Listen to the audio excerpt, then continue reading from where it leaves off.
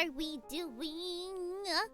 Hello, Percival, welcome. Hello, Plant, welcome. Hello, Sue, welcome. Hello, Key. Hello, Kubu, welcome. How are we doing? Hello, iPop. Hello, London, welcome.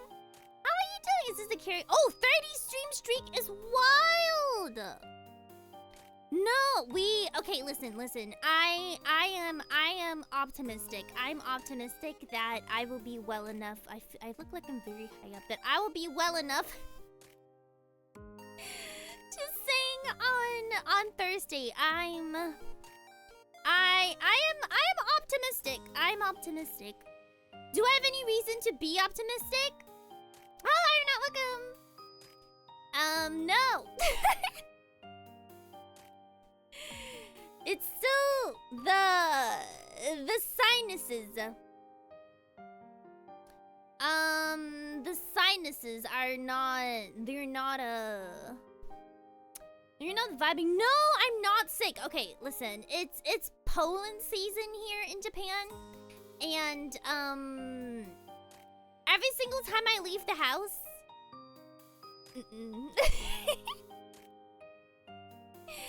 I have allergy meds, but they don't work. So my throat and my nose will basically just be completely shot, and it happens basically every other day. I don't know what to do about it because there's no medicine that's making it better. I have like nasal sprays and stuff like that, but I don't know. They haven't been as effective as I've wanted them to be. They work more as a prevention, but when it's already happening, it doesn't cure it. So I don't know. I was talking to a couple of friends, cause when March rolls around, everyone gets hay fever. It's just the season. I was talking to some friends, and they were telling me that like the medicine that they have in Japan for hay fever is really, really weak compared to the one they have in the US. And yeah, I might be stealing some medicine for some friends. Yeah, I might steal some medicine from them. Cause apparently they have like the good stuff. So I will be stealing some of those. There's an allergy treatment that takes a couple years but can permanently reduce your allergy reaction. See, the thing is, this doesn't happen all the time. I didn't even have any allergies before I moved here, but everyone always says that when you move to Japan within 3 years, you'll basically get allergic reaction to pollen. Like, it's just the thing. Apparently this is just common knowledge. It's a thing that you get. But yeah, it's apparently just a thing that you get. Yeah, and I got it the first 2 years, I was fine. The third year, I was kind of like, feeling a little weird. Fourth year, You mean no, as in like, the US version of the medicine. So the ones they sell at like Costco? You know, like the ones that are not Japanese brand, the US brands ones that they have at Costco. Like those, but I'm not about to go to Costco just to get medicine. It's too far away. But yeah, I don't know. Apparently they just put more things in it. I also have the option of going to a doctor, because if you go to get seen by a doctor, they can like prescribe you stronger stuff, but it's not that bad. You know, like it's not that horrible. So yeah, so basically I just can't breathe from both nostrils, and then whenever I swallow, I feel like a pressure in my head. Even like right now, there's like a pressure in the back of my eyes. Not the vibe. Not the vibe. Hello, Slayboy. How comfy is the hangout? That's for you to describe. It will depend on how many mentions of mold we do this stream. Can you speak fluent Japanese? I can. Poland is really bad in the south. Yes, my car like a highlighter. Oh. Do you get hay fever? No, it's not illegal. There is the Costco in Japan. There are Costco's in Japan, and they sell US-based medicines that are not Japanese-based. So the instructions and everything is in English. That is what I mean. They're not created. I don't know if they use different things in it or if they just have like more things in it. But my friends are like, yeah, go to the Costco and buy this one. Don't buy the one from your regular drugstore. And I'm like, oh, but I don't wanna drive all the way to Costco. I don't wanna drive all the way to Costco. I can't drive. I don't wanna get someone to drive me all the way to Costco. Oh, Waterfall, Hurston, welcome. How are you doing? You're saying if I visit Japan in the spring, I might die without my... Yes. It is bad. It is really bad. Is your quack plushie clean? We don't talk about it. What is a new cruel and unusual punishment? You can't drive? No. I don't know anyone around me who can drive besides, like, parents. Why drive when anything is technically within walking distance? Yeah. Plus, everyone just uses, like, public transportation. I don't think driving is... Well, if you live in the countryside. If you live in the countryside, maybe. But honestly, driving in Tokyo, from what I've seen, looks like a nightmare. My roommate's mom, who has a car, refuses to drive in Tokyo. They just use public transportation as well. I'm like, Yup. I don't know, I don't really see a point in it. Screech!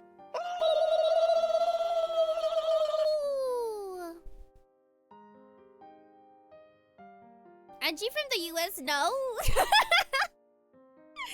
I've never been to the US. That's why I have like a US to-do list. If I ever go to the US, I want to have IHOP. And I want to eat at a US diner.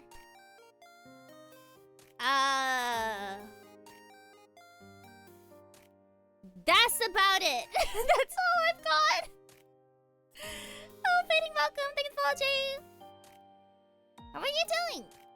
The punishment or action in question is unfolding and creasing up people's clothes after laundry. Have you considered just not doing that? Have you considered just dumping your clothes in a pile? Because that's what I do. I've seen videos of how congested the streets can be in Tokyo. And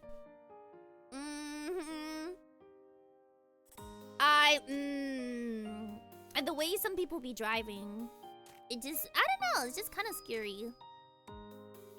Cause I don't know, I don't know a lot of, if you're like really, like if you hate public transportation, then I guess, or if you live in an area that has very low amounts of public transportation, like I don't know, maybe like out in Hachioji or something. And you rather get a car, I think you do. But like if you live in the center of Tokyo, don't do it. Just take the trains. Just take the trains, cause you're not gonna get anywhere in the car. You're just gonna be stuck there for about like 30 minutes. Ooh, Waffle House? I could do Waffle House. I like waffles. I do like waffles. Oh, Spy, welcome. Oh, Daniel, welcome. I mean, I've never been to New York. I don't know if New York would be in my like US bucket list though. Honestly, I don't even know where I would go if I were to go. I don't know anything about that.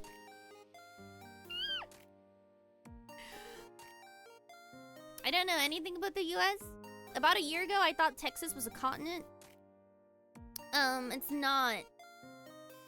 Not a continent. I honestly, you guys are saying like South. I don't even know what South means. So let me tell you a list of places I know in the US, and I'm not even sure if it's right. Okay. Thanks for here, welcome. Okay, hear me out. Vegas, Texas, Ohio, New York,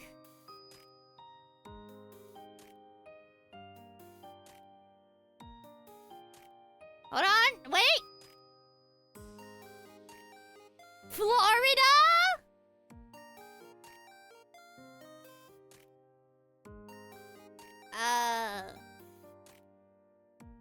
Copenhagen? I don't know. I don't know! Oh, California? That's like a song. That's in Europe. Ah, okay. My bad.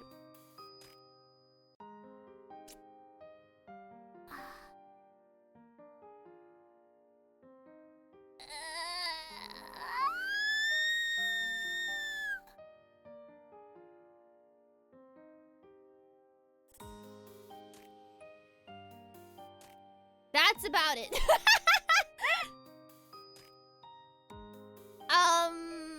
I've exhausted my list. No, I said Texas. Yes, I said Florida. Did she mention I've never gotten it yet? I did. Why do you keep yelling Kentucky Fried Chicken? I don't understand. Hello, man. Welcome. Oh, Birmingham? That's in the UK, isn't it? That's in the UK. Sorry. Birmingham sounds like it's in the...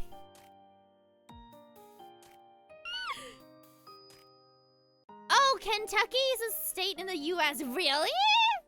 So it's not just like a name? Is McDonald's a state in the US?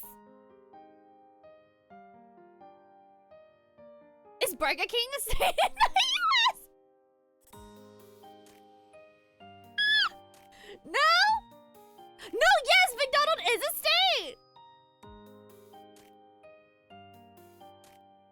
Ooh, no, wait, Birmingham is... There's Birmingham, Alabama, is that true? I'm gonna Google it.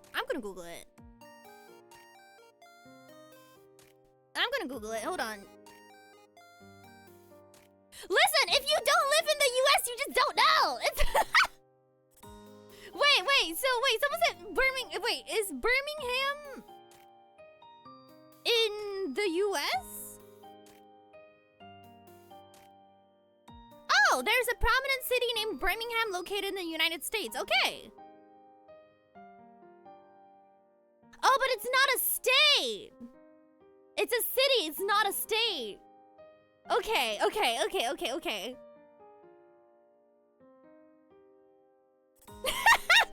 There's a forum post that says, why do people think Birmingham is in England when it's actually in the United States? That is wild.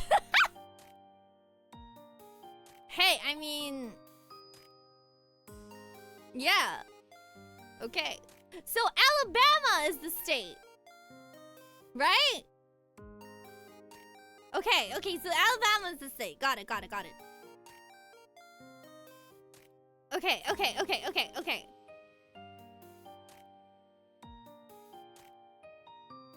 So no, wait, so McDonald's is not a state. Okay, I'm just saying, cause like, you know how there's a company called like, no, that's McDouglas, that's different.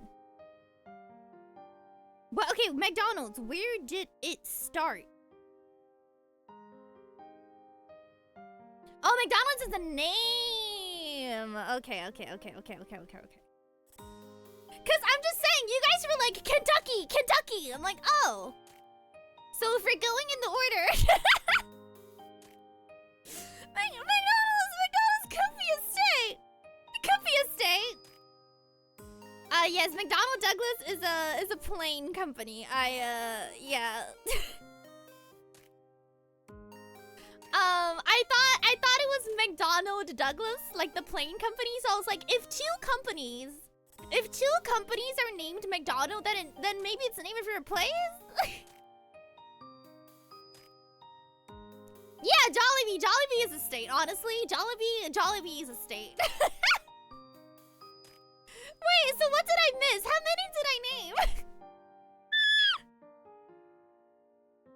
By the way, someone asked me how many exams I failed. I've never had a single exam that asked me, can you name the US states? This is not a thing. This is not a thing. I've never had to name any states. I could probably name more well, I can't name all the prefectures in Japan, but I can probably name some. Main point question, blue, green, or black scrap city for road? Blue! It's not a thing outside of the US. Exactly, that's what I'm trying to say. Everyone who's like non-US in chat, can you guys name all the states? I highly doubt anyone's out here memorizing them. If it failed your geography, no, we don't learn these things in geography. In geography, we learn like how tectonic plates move, how earthquakes form, how cumulonimbus clouds form. Someone the other day called it earth science.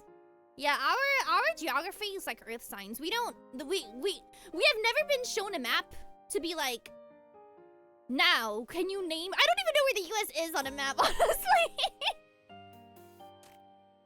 I can name a good amount of Asia though. Yeah, we don't learn the different UK countries either. Yeah, I don't know the different UK countries. I just call it the UK and then hope for the best. I have been thinking of playing GeoGuessr. It does seem like a good time. Okay, wait, what else did I miss? There was New York. Yoshinoya.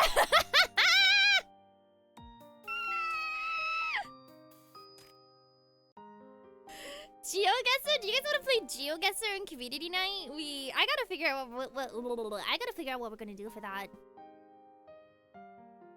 Yeah, what else? Hello, Jelly, welcome. Oh, so like right now? Is it something you can just play online easily? Yeah, Donkey Honte is a prefecture. Yeah, you're right. It is actually. Yeah. Okay, so Kentucky is a state. Got it.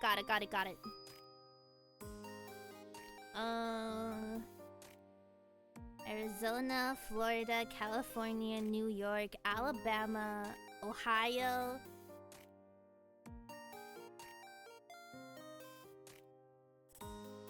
Kentucky.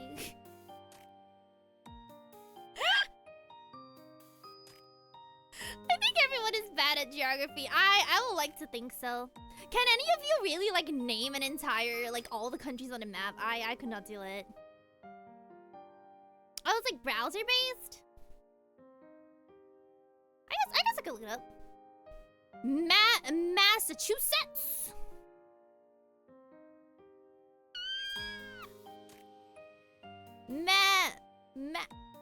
Capitals. What is a capital?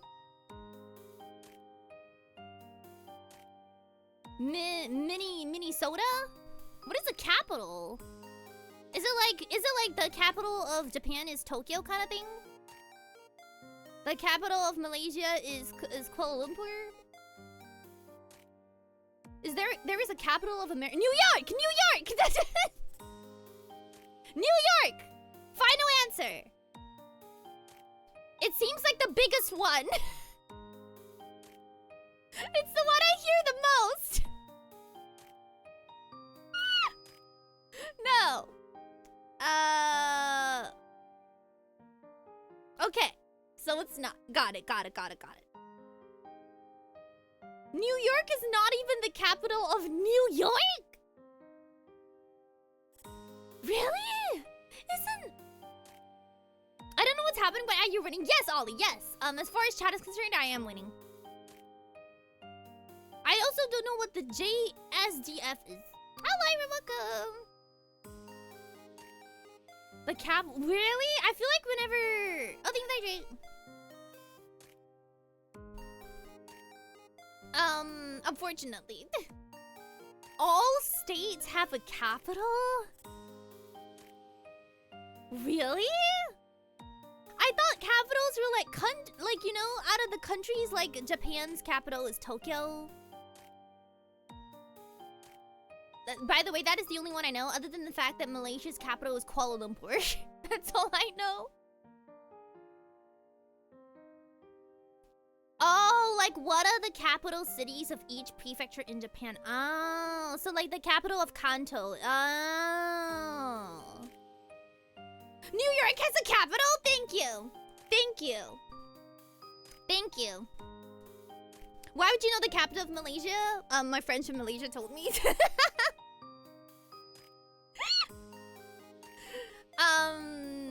Yeah, that's pretty much the only reason why. But yeah, we don't really learn this in geography. That's not really what our geography lessons are about. We really just learn like we have to write like an essay that's like 10 points in how earthquakes form. Or yeah, sea breeze. So like what causes a tornado? Or something like that. Yeah, that's about it. That's about it. Albany is the capital. I have never heard of Albany. Yeah, that's what. Yeah, you guys said it's like earth signs. We don't really have earth signs. We call it geography. We were doing that too. Yeah. We don't really have. We don't really have. Name the map. Name the well, maybe we had to name the continents. Maybe we had to name the continents. I don't remember that much though. So Japan has well, I know that Tokyo is the capital. Okay, you know what? I'm looking it up. Hello, Hannah. Yeah, I know that Tokyo is the capital of okay, wait. Japan's capitals. I know it's of like Japan as a whole, but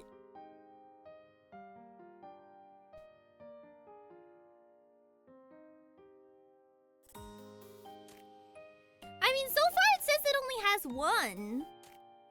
Like, Tokyo is the capital. Although, apparently, Kyoto was once the capital. Prefectures? No, Tokyo isn't a prefecture.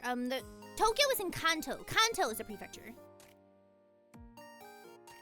But yeah, the prefectures on their own, they don't have capital. There's no capital of the prefecture.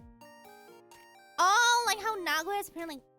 I don't know if they call them capitals.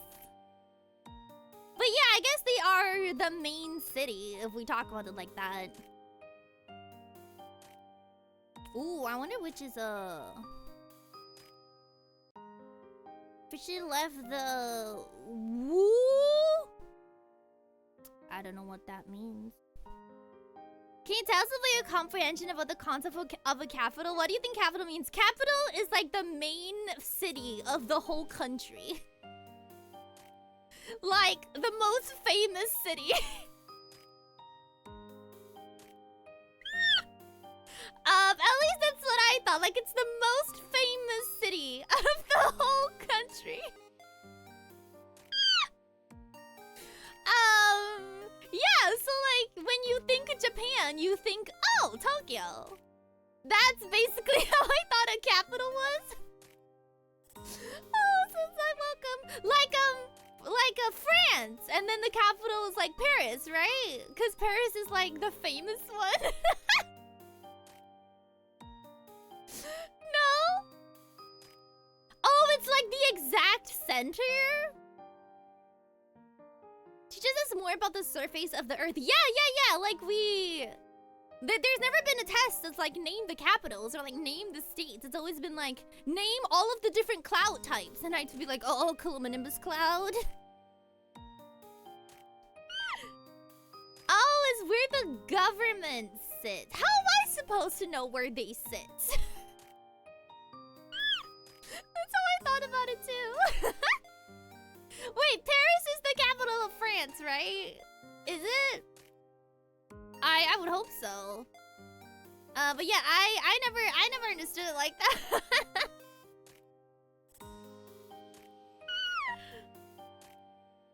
Oh, legislators, maybe.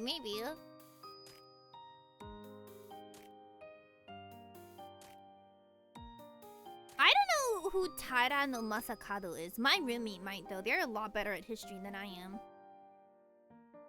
Oh, Sydney is not the capital of Australia? Where is it? Brisbane?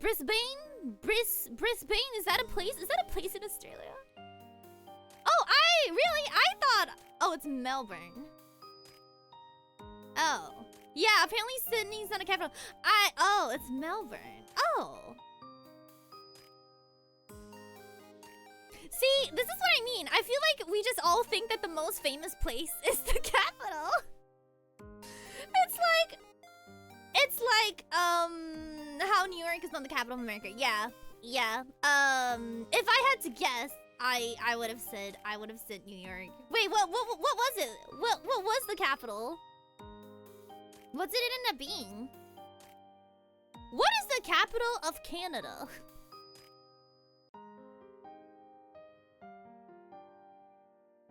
Canberra?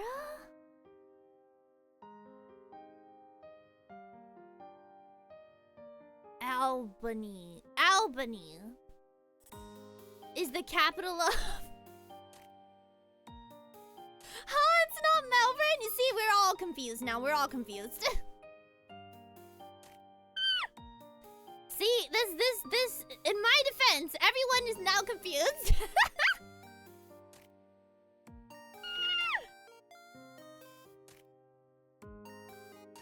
You guys are just saying words now. The Australian capital, the capybara.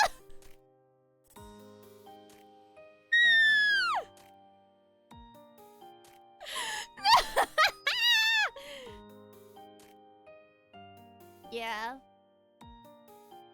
You know what? Why don't we move on to something else? What is the national animal of America? What is the national animal of the UK? Come on, you guys. Let's talk about animals. What is the national animal of the Philippines? And is it a bee? Because the cow!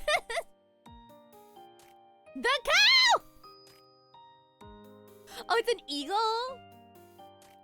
Do we have those? Honestly, no. I don't think every country has a national animal. I don't even think Japan has a national animal.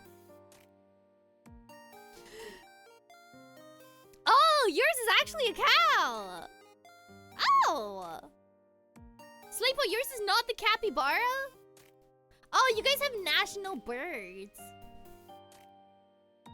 Ooh, a butterfly? That's actually pretty cool. I hate that bird. The official bird of Japan is apparently like the green pheasant. I did not know that. So everyone has like national birds. We don't really have national animals. Okay, why? What's wrong with animals? What if I wanted my national animal to be like a whoa, actually wait, never mind. That is a bird. Sorry. Let me go back on this. What if I wanted my national animal to be like what would my national animal be? Ooh, hamster. Hamster. Ooh, a pig. Hello, Jamie. Welcome. You're very lucky that you missed the first 30 minutes of this. You would be very upset. Jeremy specifically would be really upset. Yeah, exactly, Lifeup. Why do they pick birds? Why do birds get like national status? But yeah, Jenna, cause the national animal of is the national animal of Australia a kangaroo or a koala? I am a kangaroo believer. I wish I was the capybara. Yeah. Oh my goodness, did you guys see? Was it like a couple of years ago when New Zealand was voting on their new flag? And then someone had submitted an image of a kiwi shooting lasers out of its eyes and it made it to the finals. Please tell me you know about this. They didn't end up picking it. Couple of cowards, but...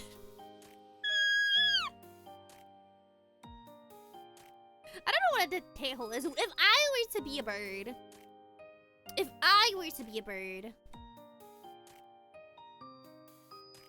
don't know many birds.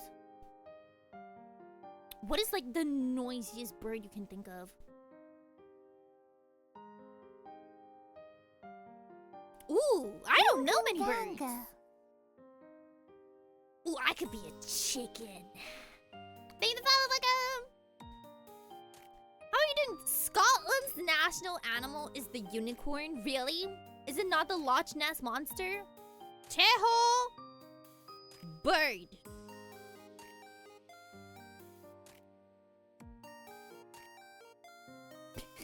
Why he look like this? It looks harmless. It does. How do people pick their national birds? What is the criteria for someone picking? You know what? This bird. This bird. Ooh, like a Komodo dragon? That is wild! Oh, you guys have state animals? Oh! What is like the most unhinged state animal? The tero. Tero bird. The southern lapwing. Why he look like this? Ugh, unrelated, but do you guys feel like birds with like red eyes are really creepy? Cause this one kind of have red eyes. I like how the first option for Tero bird is southern lapwing bird, and then immediately after, southern lapwing attack. Well, I'm not gonna be watching that, but it exists. It exists. Yeah, exactly. The Philippines, you guys got a national fish? Milkfish. That's huge. Question: Can you eat a milkfish if you're lactose intolerant? I need to know for science. Have you seen the bird on Twitter, the Japanese snow fairy? Yes. What's it called? What's it called? I know the actual name.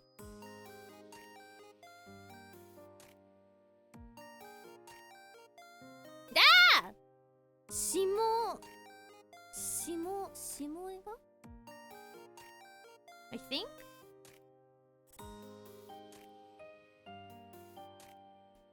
Shimaenagada. Yes, I do know it. So small. I love this for me. Ooh, national food. I don't know. Huh, national food. Ripped off red-eyed birds. I think if you look up chicken, it also auto-completes to chicken attack. Listen. Chickens be a lot more vicious than people give them credit for. They're as tall as an 8-year-old kid.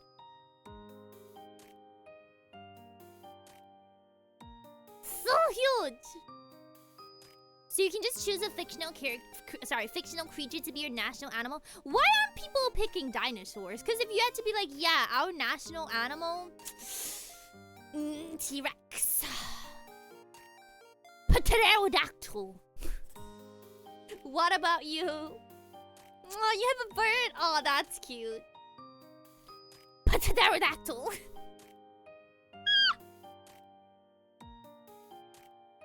What if you could pick a fictional character or national animals that you don't combine that? Speaking of dinosaurs, are you guys watching that dinosaur documentary on Netflix? Pretty wild. Sometimes I have to like catch myself and like, wait, this isn't real. This is I'm like, oh yeah, this isn't real. Unofficially, many consider it to be the adobo. Oh, I want to try one so bad.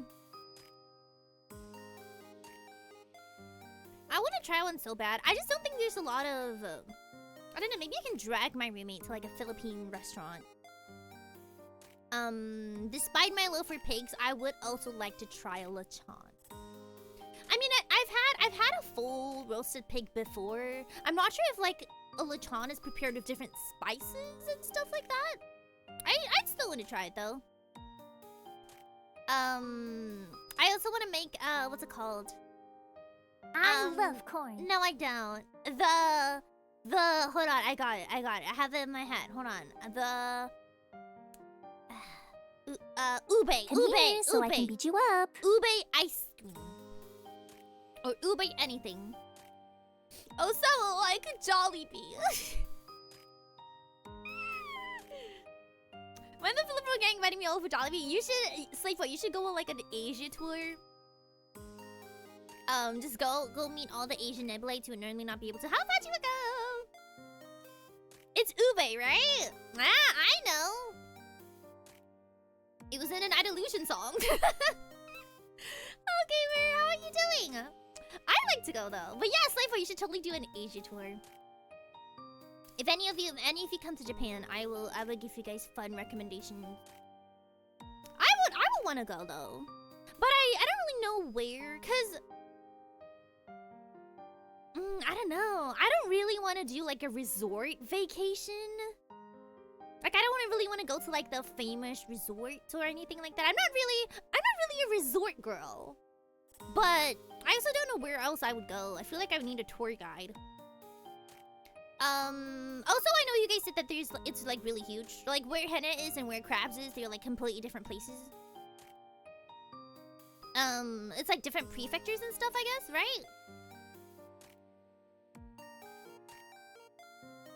Is the Jollibee mascot not a huge bee? Adolescent mention locked me right back into stream like waking up a sleeper agent. Every once in a while, every like 45 minutes, I'm gonna be like, Adolescent. New song. Amaranth would just be like, huh? What? Come to Japan, meet up if Says Spores. If the Poland doesn't get you, Seion Aera will. That sounded like threat, and it is. And it is. Speaking of which, I got Coco Ichibanya for dinner, and then I forgot to eat it. So now it's just there. I forgot to eat the curry that I specifically bought so that I would not forget to eat the curry. Yeah, I just kind of left it outside my house. It's okay, I got my roomie to take it in for me. Spice level 1. It's a 1 kind of day. The Jollibee mascot has no stinger. True, but I kind of thought that was just a kid-friendly design. Japan trip at Seion Aera makes you clean her house. For how much? What is the going rate for cleaning Seion Aera's house? Japan is surprisingly good curry. I like it, but I still consider it like a different type of curry. Like sometimes I will crave Japanese curry. Sometimes I'll crave Southeast Asian curry. Sometimes I'll crave like Indian curry. I don't know. I feel like they all taste really different. The only thing I don't like about Japanese curry is that if you eat it outdoors, depending on the store, it's really sweet. It's like a sweet curry. So there's like a sweet and a spice. I want like an only salty one. Not all bees have stingers. Jollibee is also a male bee, and male bees don't have... Oh! Oh, you're right. Do you eat spicy food?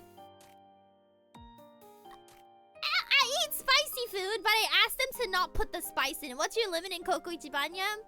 If I want to have a relaxing meal that I enjoy, I normally go for 1. If you're asking the maximum amount that I can eat without no, sorry. If you're asking me the maximum amount that I've consumed as like a challenge, not as in like everyday eating, 7. But it's bad. It's really, really bad. Holy, good morning. How are you doing? I have not seen the Bee movie, actually. 7 was like a challenge. Like I had it as a challenge kind of thing. And then like I had a whole bunch of milk. But if we're talking about like eating normally, like just for my own enjoyment, I normally just get a 1. The maximum used to be 10. But for some reason, Kokoichi thought it would be funny to release a 20 But only YouTubers really have it. Yeah, it's mostly like I ate the 10 spice. It's mostly like a challenge type of thing. No one eats it normally. 7 is pretty kind. No, but it was for a challenge video, so it was like a punishment thing.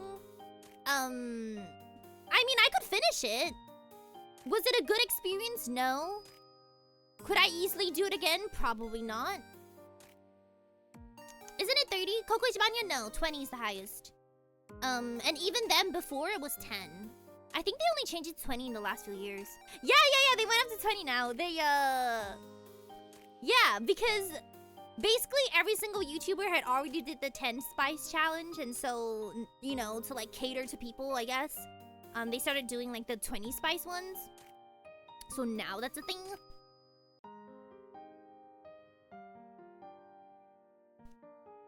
My family accepted that I watch anime before I was born. Is that like a weird... Do parents not... I don't know, isn't liking anime the same as kind of like liking anything? Oh, I guess some parents are like, oh, that's childish. Okay, never mind. I see what you're talking about. Exactly. I don't see why people would be like against it though. It depends on where you're from. That is very true. Yeah, cause my mom definitely thinks like having plush toys and stuff is childish. But she doesn't like. It's not like you are banned from having. It's more of like, you were 36, Megan. You can't be having soft toys on your bed. And I'm like, mother. No one cares. No one cares. Your friend banned anything of entertainment? Mine wasn't outright banned, it was just really, really strict. My mom used to think anime would be harmful. My only source of anime back then was on the TV. Yeah, my mom... She would let me watch like Pokemon.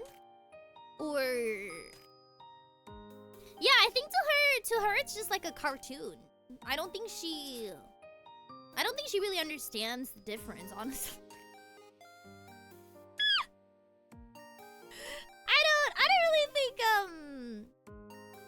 Seion Aera is a VTuber I can watch with my kids. Thank you! That is a compliment. Thank you very much. I like to think so. I've had an older coworker of mine judge me because I watch... Oh... I feel like VTubers is slightly different. But I feel like also most moms or like parents didn't really know what VTubers are. But honestly, I think I think sometimes you get the same reaction when you say you like VTubers or like you say you like YouTubers or oh I like games. I feel like it's all the same general reaction. Not just VTubers, but like, oh, I like to watch Twitch streamers, or like, oh, I like to watch YouTube gaming. And then people who aren't really like in the scene will be like, oh, okay, why? I feel like I kind of get it. Yeah, it's mostly the same type of entertainment. But yeah, I know that some people like it's not a red flag, but like it's a deal breaker if their significant other likes to watch. Ooh, fun fact, did I talk about this? There was a survey done in Japan a while back. It was like relation to like dating in the dating scene. And they surveyed a whole bunch of, they basically surveyed everybody of like what is a deal breaker. Not so much a red flag, but like if this person does this, then I will not date them.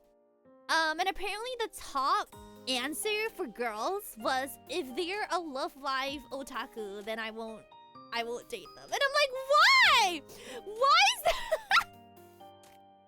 Not even like idols in general, but just Love Live. I don't remember when this survey came out. I just remember reading an article about it because it was trending for one point of time. Like, that was the top answer. Like, I can't date someone who likes Love Live. I'm like, oh, that's not so back to, yeah, it was specifically Love Live. I was like, that's very interesting. I don't see it. But that was very interesting. Shimawaku. How are you doing? Why the show specifically? I don't know. I don't know. Maybe their fans get like bad rep or something. I don't know. I was never in that. I mean, I was into Love Live, but I was never in Japan going to the concerts and stuff like that. So I have no idea. That's interesting though. I don't know. I wonder. Imagine. No. This was like a survey across, because you know how like declining marriages is like a thing here. So recently they've been really trying to like pair young people up. They even have like a government-run matchmaking service and stuff like that. So as part of that effort, they've been doing like more and more surveys to young people. As in like, what are you looking for in a partner? Why are you single? Are you single by choice? You know, like those kind of surveys.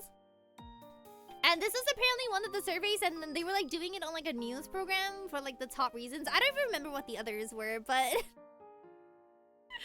top reason quoted was, I couldn't date a guy. I think some of the other ones were just stuff like, I couldn't date a guy if he didn't have a stable job and stuff like that. But then for some reason, the top one was, I couldn't date a guy if he likes Love Live. And I'm like,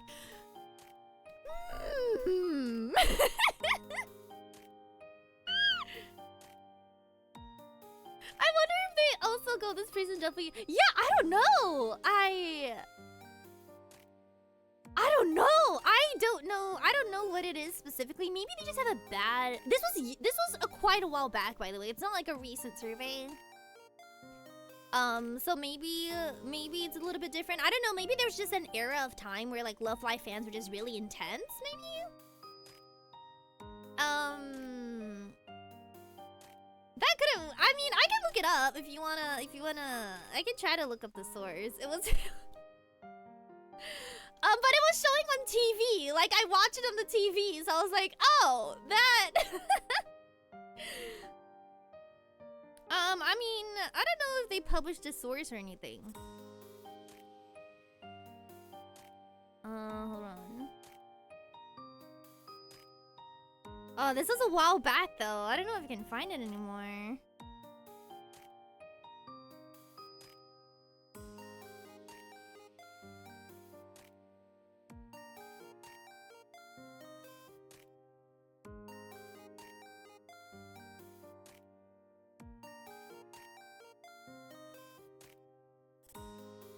Yeah, I can't find it anymore. Oh, wait, is it this?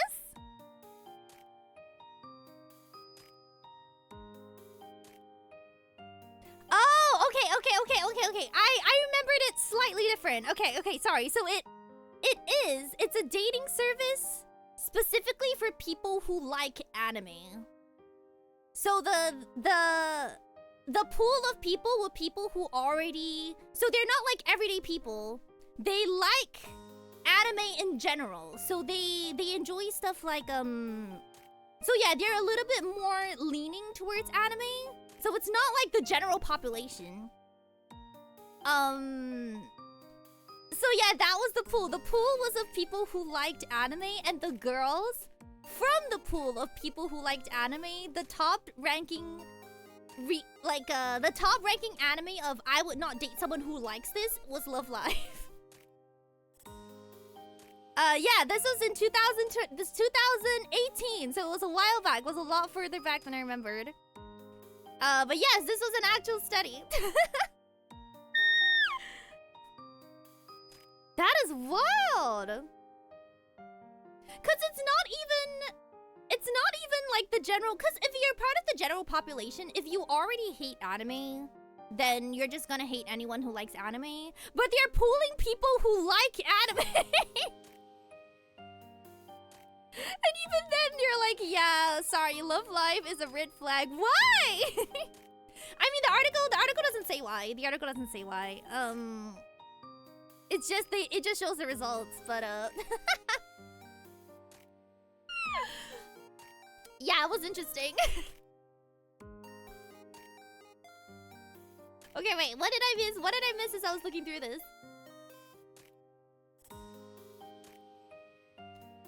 What's my different? Yeah, I was thinking about it. Like, if I'm in the same situation, I'm in this.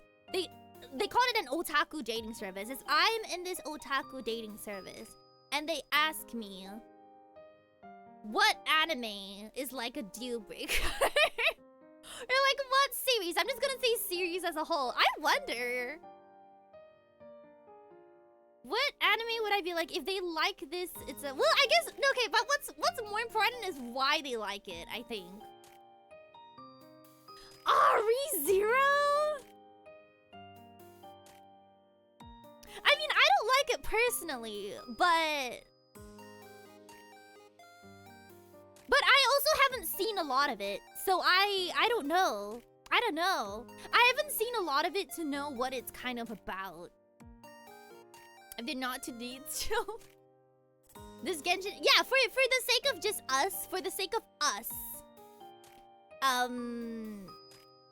Let's just say any series. Let's just say any series. Thank the fall, Shivo. Welcome. I don't know. Cause I feel like, I don't really think watching anything is like a red flag. I just be like, ooh, really? That one? Why? And then if they tell me the reason, and the reason is like a red flag, I'll be like, oh, okay. Never mind. Do you guys have like, if this person, cause if it's among normies, I shouldn't say normies, but if it's among people who don't really interact with like this side of the community, I can see stuff being like, oh, if they watch anime, I don't want to date them. Oh, if they are a VTuber, I don't want to date. Like I could see that. But like if you're already in a pool of your own people, I have not seen Another World with my smartphone. Yeah, I feel like I'd still hear them out. I don't know any anime that's like outright a red flag. I mean, I know a lot of animes who like their communities get bad rap, or like their fandoms get bad rap, but it's not everyone. It's just that like, you know, the people who are annoying are often the loudest, but they're not the majority. I don't know.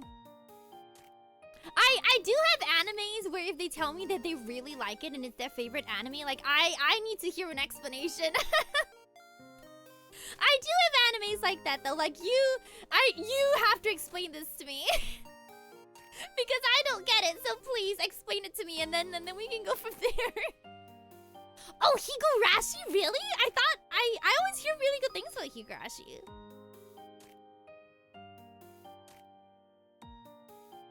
Would you guys say? Ooh, wait. Do I want to ask this question?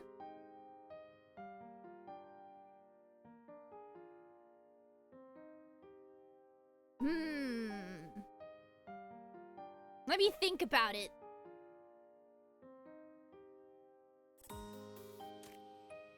Cause I'm thinking about like, kind of like now.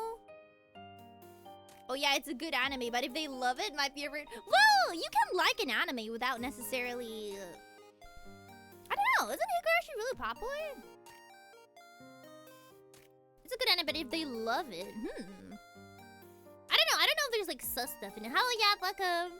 Like, I feel like if the same server were to be done now, I feel like a lot of people will say that they don't want to date a girly who plays Love in Deep Space. Just a thought. Just a thought. I feel like that might be a thing for people. But I don't know. I'm on the other side of the coin here. But like I also have a lot of friends who are like married or like dating, and they just, I don't know, it's really not that deep. She would have too high standards. True. I don't know what Umaru-chan is. I don't know what. Okay, you guys are naming animes I don't know. Can we name animes from like the 2000s? How's stream been so far? And it's been a journey. It's been a journey. But yeah, I haven't seen any like recent ones. So I don't know. But on the other hand, I wouldn't really say that people who like if you like gyaruges, that's not a red flag for me, because I mean I play otome games all the time. So I'm not really, I don't know, people like what they like, I guess. I do have red flags or like deal breakers for other stuff. But like liking a specific anime or like liking a specific gacha game or series just isn't one. I do definitely have red flags for other stuff though.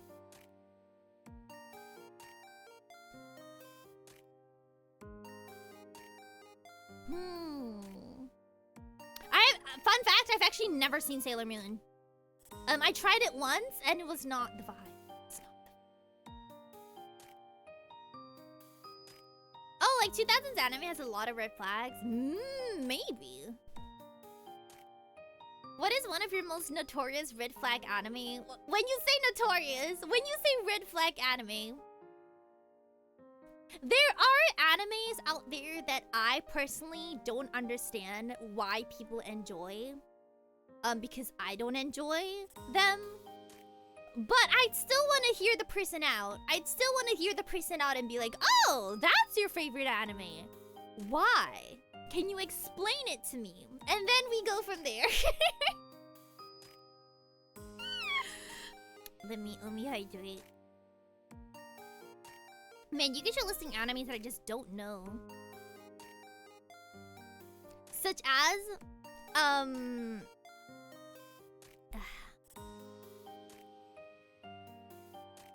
see, I don't even know the name. I just know the name of the characters. Thank for the hydrate. Let me try to remember what the name was. I don't remember the name of the characters.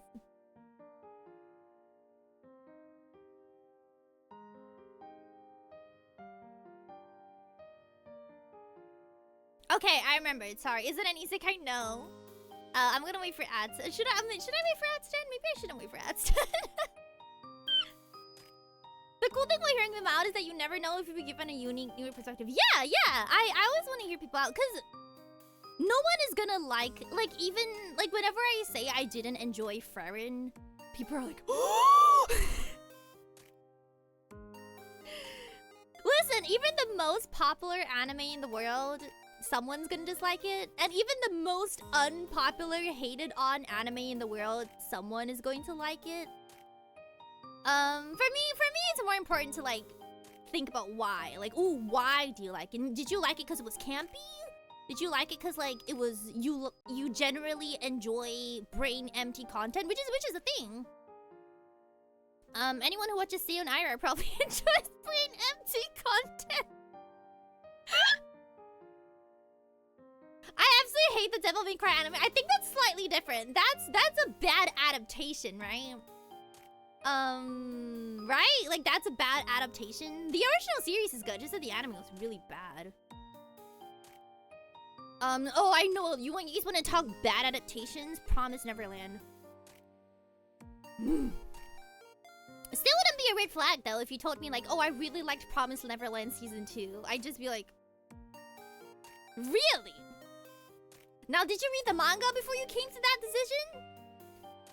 Oh, Henna, you watched Yuru Camp? That's. Speaking of which, we gotta think about what we want to watch this Friday. This Friday's community night, by the way. This Friday's community night. We gotta pick something. If not, I'm gonna make you guys watch Chikawa again. Which honestly, those of you who were there for Chikawa, I'm sure we had a great time.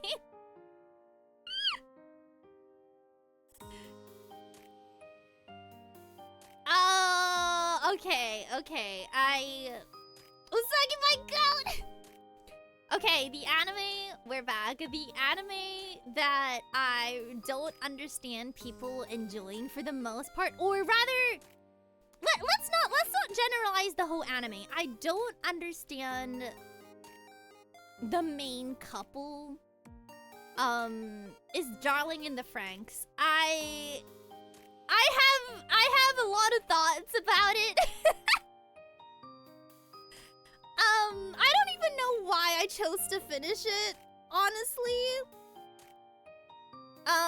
No shade to you if you like it. I just want to hear why, because I don't think I hated the anime as a whole. I feel like I really like the stories of the side characters. I feel like the side characters had like some fun. They had some interesting moments. They had some interesting character development. Honestly, I kept watching just to figure out what was gonna happen with the side characters. Yeah, like the side romances, but like it was the main two, like the main male and female characters were so popular. And I was like, why? I still don't get it. I don't know if the series overall is like really loved or not. I don't really participate in like online discussions and stuff. I normally just watch it for my own opinion and then move on. But man, the main couple's romance was not it. I know a lot of people hated the ending. The ending was also not it. Don't hate, watch it, do something better with your time. It was not great. It was not great. And for some reason, it just stuck in my head as just the anime that I really had. I had such a bad time watching it. Well, I had such a bad time watching. I don't even know why. No, I know why I continued. I continued because there was a really interesting plot with two of the side characters. And I just really wanted to see if they were happy in the end. That was the only reason. I just remember by the time I'm at the second half of these anime, I'm just like skipping through it. I'm like, just let it end. Just let it end! Like, the romance between the main two was so not it. It's not it.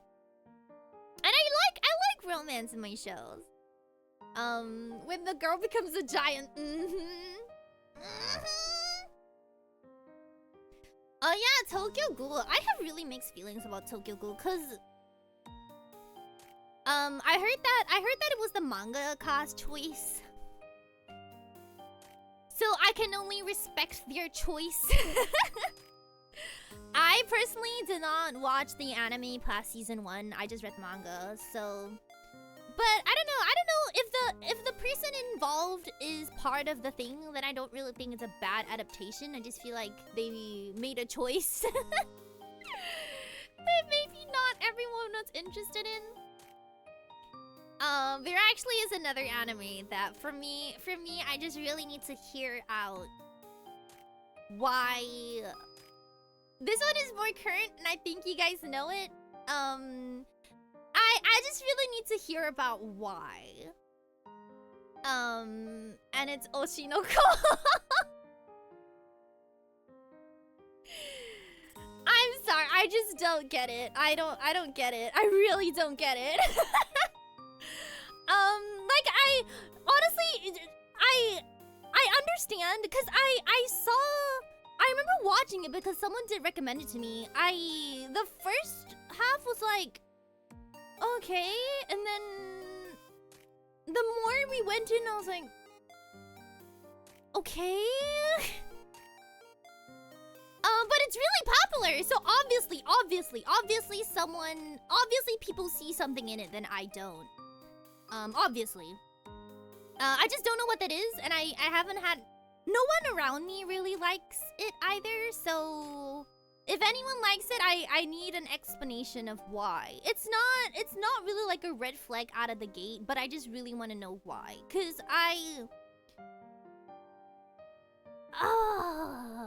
guess there were like some like interesting character development and interesting scenes. And I guess people enjoy the reality of the world it portrays, I guess. But honestly, I didn't get far enough. I didn't get far enough to know about it. Some people really like it because they can see how reality. Yeah, that's what I get about it. But and I can't see that.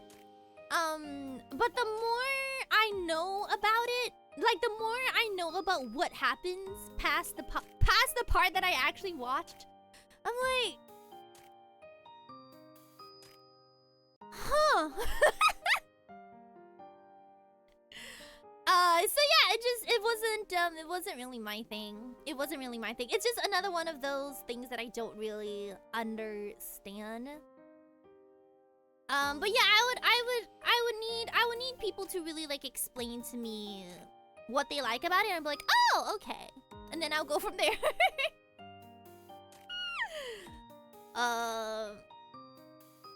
The only thing I know about it are the songs. The songs are really good. I also did hear that it started off better and then it fell off. I did also hear that. I did hear that it started off okay and then it started to get really I don't know a lot about what happens, but what I know about what happens is not great. But I feel like I also feel frustrated for the fans who are like just watching something. They're like, I swear the first part is good. It's like trying to get people to watch Promise Neverland. I swear the first half is good, but the second half? Literally, yeah. But I don't know, I feel like some of the more popular animes out there, I don't really get.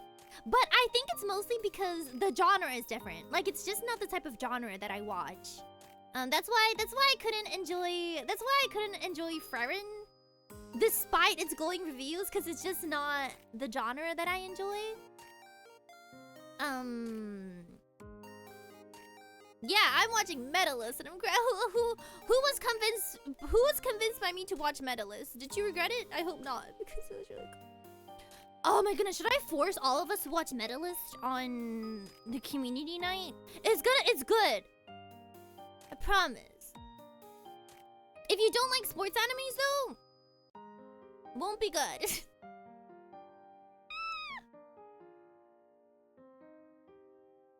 Osunoko is Akasaka. I remember seeing a video essay specifically about the manga artist and how he tends to like drop things once he gets bored of it. So I'm like, oh, well that must be frustrating if you're really a fan of it. But yeah,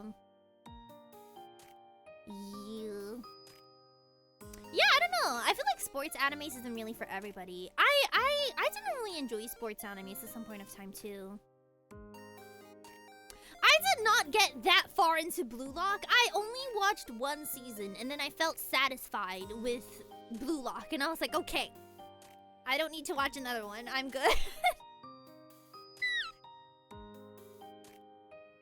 don't know, I feel like it's really popular here though, but I feel like it's mostly because all the girlies have their Oshi character. Yeah, I think something that's pretty interesting about animes is how sometimes the anime itself doesn't really have to have a good plot. I'm not talking about Blue Lock, but like just in general. But with Oshi culture, it's like the moment you have an Oshi, regardless if the anime is absolutely horrible, you just want to see more of your favorite characters, so you just end up being a big fan of it. I was definitely this way for like Katekyo Hitman Reborn. Now, would I say Katekyo Hitman Reborn is like a really, really good show? Everyone should watch it? No! No, not really. Will I still buy every single merch of my Oshi and go to every single event that they ever put? Yes!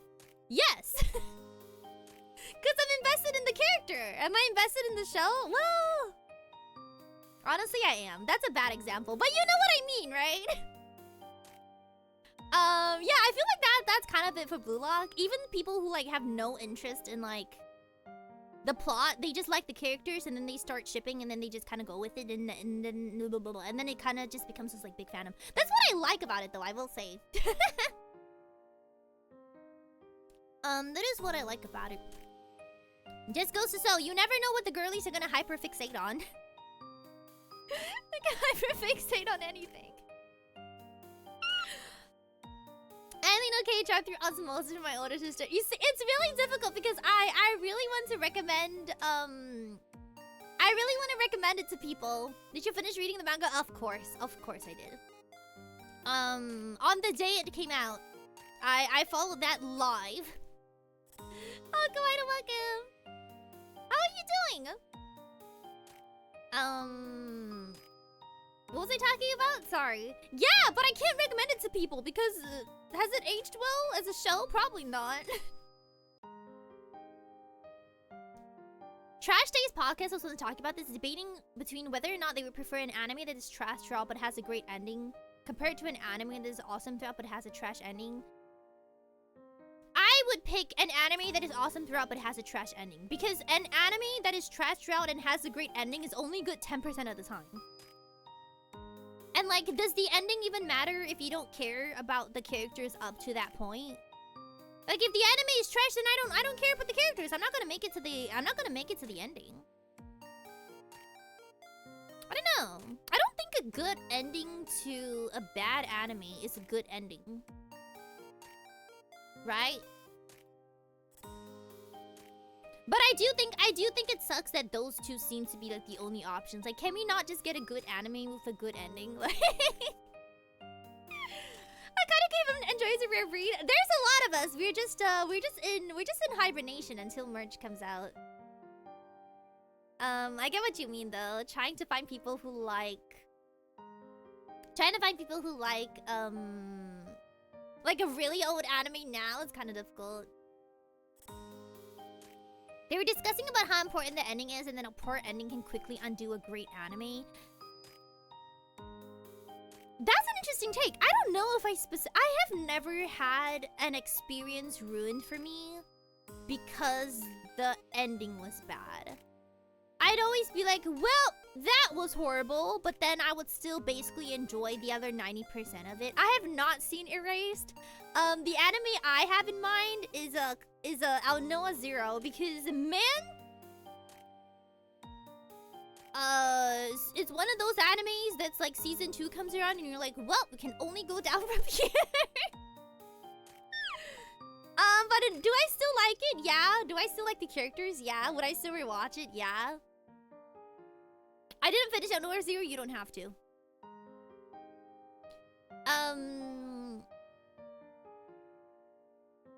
What else? What else? The only things I can think about that are notorious for having a bad ending are like shows, you know, like what was it, Game of Thrones, or like How I Met Your Mother. I feel like I'm very, very good about. Okay, so you have like a. We will be waiting. We'll be waiting for you, Sue. What was I talking about? Sorry, my brain failed. Yeah, I'm very, very good at compartmentalizing. Right? Compartmentalizing. And I think part of it is because when I grew up watching anime, well, I mean, even now, like, fan fiction is like pretty popular, right? So it's very easy for me in my head to compartmentalize and disregard something as canon. I'll just be like, yeah, well, that didn't happen, and then I just like ignore that part of the anime for the entire time. I just be like, yeah, that didn't really happen. It's cool. I mean, that's what the author wanted for the series, and that's cool. But like, in my head, they are like married with kids, and then I will just take my own ending as canon.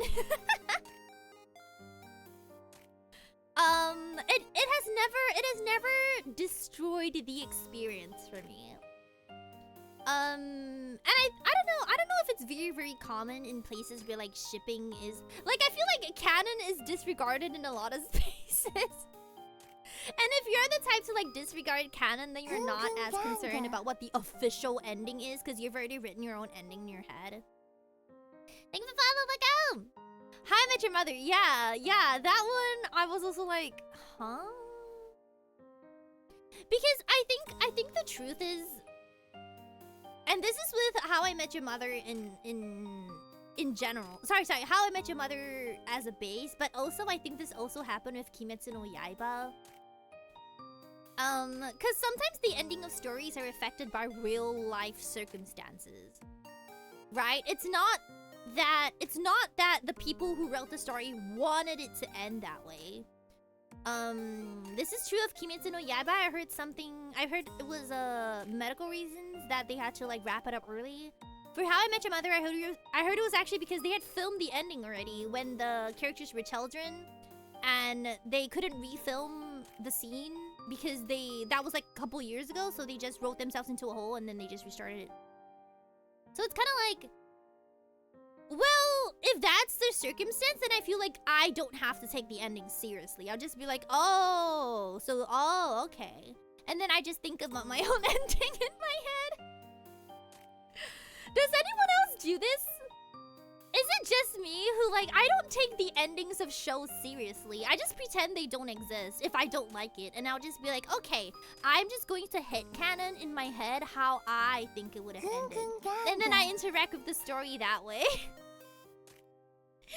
Thank the ball, Quantum Start. Yes, I did hear that they ended up making an alternate ending for How I Met Your Mother. I did see the alternate ending. Yeah, it is better. Makes you wonder why they didn't just do that in the first place. Thank the ball, welcome. How are you doing? Yeah, why didn't they just do that in the first place? But I've never had a bad ending. Maybe I'll be like frustrated, especially if it's a series I'm following actively and everyone's like super hype and then the ending falls flat. I'll be like, oh, that's the ending? But I'd get over it in probably like a day and be like, huh? Okay, well that was horrible. But now I'm gonna think of my own headcanon. Yeah, I've never really had an anime or like a series I follow actively ruined by the ending. What anime? You guys are all saying Erased. What other anime has like a really bad track record for having a bad ending?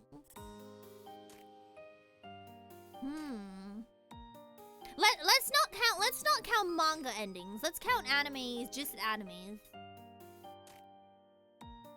Well, I mean Promised Neverland, but the Promised Neverland's entire second season was horrible. They didn't have a bad, well, yeah, no, they had a pretty bad ending. But Promised Neverland 1 was still good. I'd still rewatch it. Oh, I heard that some people didn't like the ending of, wait, did it end already? Chainsaw? Was it Jujutsu Kaisen? Or was it Chainsaw Man? One of the two. I heard people didn't really like the ending. Okay, yeah, I don't know. I don't follow the series. I don't really know. I don't really know either of those. I just remember people discussing about... He turns into a chainsaw. I just remember people discussing about why modern animes or like modern mangas always end badly. I personally think it's because, one, sometimes the manga artist doesn't want to like draw it for that much. Like they want to just end it already, but the publisher is like,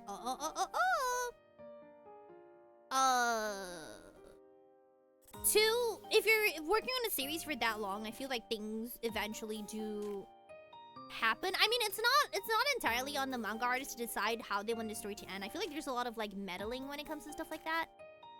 Welcome. How are you doing? And I feel like 3 generally it's just that you're not gonna make an ending that satisfies everybody. I feel like there's always gonna be a group of people who say it's a really bad ending, and there's gonna be a group of people who say it's a really good ending. And then the people who hate it will be louder. So you can never really tell, like, was it a good ending? Was it a bad ending? Even the endings that I think are bad are more so because I personally am satisfied with it because of how my favorite character got done dirty. That's it. It's not based off any, like, objective good or bad. It's just that, wow, my favorite character got done dirty, and so I am unsatisfied with this ending. But everyone else seems to like it. The only really good example of a bad ending, I think, is the How I Met Your Mother one, where it literally undoes the message of the entire show. Or like it undoes all of the character development and the message of the entire show. That I do think objectively is a bad ending, but I haven't really seen an anime do that? I guess it would be a bad ending if you watch something like Chainsaw Man and then the last episode was like, and it was all a dream. Then I guess I feel like, oh, okay, well, you just wasted everyone's time. But I have not seen Erased, so I don't know. But the moment we started talking about bad endings, everyone said Erased, and I feel like that means something. I feel like I now need to watch Erased to find out why. Is it really that bad? Do you really unironically love those It Was All a Dream? Oh, I have just unlocked a core memory. I remember going to see this anime movie with a friend, and it, to this day in my head, I don't know how it's perceived by the public, but to this day in my head, it is still up there with one of the most confusing and unsatisfying movie endings or like movie experiences I've ever watched. And it was because... Do I want to spoil it? No, I'm gonna say the name of the movie first. The name of the movie is Hello World. And now I'm gonna spoil it. If anyone has any interest in Hello World, this came out like 10 years ago. I'm going to spoil it in like 5, 4, 3, 2, 1. Yeah, it's basically like, oh, she was actually unconscious this whole time and this was happening in her head. And then they do a double take, where it's like, no, actually, he was unconscious the whole time and it was all in his head, and then they just end it. And I'm like, oh. Okay. Alright, and then turns out they're actually living on some space station like 200 million years in the future, and I'm like, what? It feels like they were going for a twist ending, so it's like, ha, you weren't expecting that, were you? And I'm like, yeah, no, yeah, not every twist is good. I believe it was called Hello World. Let me double check. I am pretty sure though. Ooh. It is an 83 on Rotten Tomatoes? Really?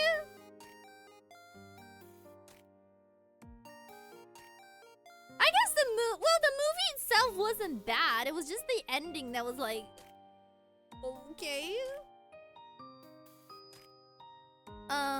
I guess everything leading up to the ending was okay, but the ending just left such a bad taste in my mouth that I was like, ah. Okay, if anyone watches it, please tell me your thoughts. The one we watched, the peanut one, oh, it's not actually peanut. This I feel like is also a bit of an unpopular opinion, because we as a Nebu Nation, we decided to watch I Want to Eat Your Pancreas, which is a pretty, I would say it's a pretty famous movie. Right? It's a pretty famous, like, sad movie. We watched it all together on Discord. That was, the ending was, well, the ending wasn't bad, but it had a very questionable plot twist. You haven't watched it. Okay, I'm not gonna talk about it then. It is one of those where there's a plot twist and you're like, oh, okay. We received it pretty bad, but like when I talk to other people who actually like the movie, they actually did like the message that it came with, that thing happening, and I'm like, oh. Well, I guess that's one way to think about it, but when we watched it, we just thought it was really funny, so. Was it a bad movie? No. Did it come out of nowhere? Yeah. Was it funny when it happened? Yeah. We need to be watching more anime movies together as well. Yeah, I was like, oh, okay. And I felt bad because like I was completely taken out of the movie like from that point. I feel like maybe I would have perceived it different if I watched it in like a movie theater and I got to like think about it on my own. Maybe I would have liked it more. But because we were watching it together in Discord, I feel like that definitely had an influence on like how we were taking it. Yeah, we were just kind of goofing. Thank you for the follow, Echo. How are you doing? It's not a bad movie by any means, though. It's just like, oh. That was not what I was expecting. But yeah, Hello World was wild. I don't know any anime movies that came out recently that I really want to watch. Chikawa movie, though, coming out July. I will be first one in the theater. Very excited for that. But yeah, I don't know what we want to watch. Is there something that you guys really want to watch together on Friday? I really want us to watch Chikawa together, and I really want us to watch Medalist together. But I am open to suggestions. I know sometimes you guys want me to watch things that I haven't watched. We could also watch Uma Musume. Have you seen the Princess? Oh, that one I have not. But I feel like that one is gonna be a bit of like a K-pop Demon Hunters for me. I'm gonna give it a little bit more breathing room and then I'm gonna watch it. Yeah, I gotta like psych myself up for that one. I'm gonna give it a little bit more breathing room. Oh yeah, you're right. That did come out this year. Chikawa is hitting our Miniso shelves. Can they hit mine? We don't have Miniso. Yukuchi, do you have like a favorite anime you're following or like a favorite anime movie?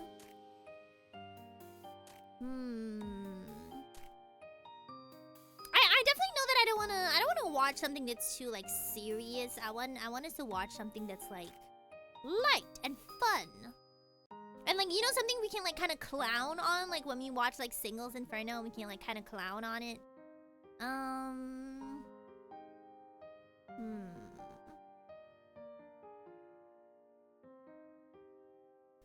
It was better than I thought. I know it's good just because of how popular it is here.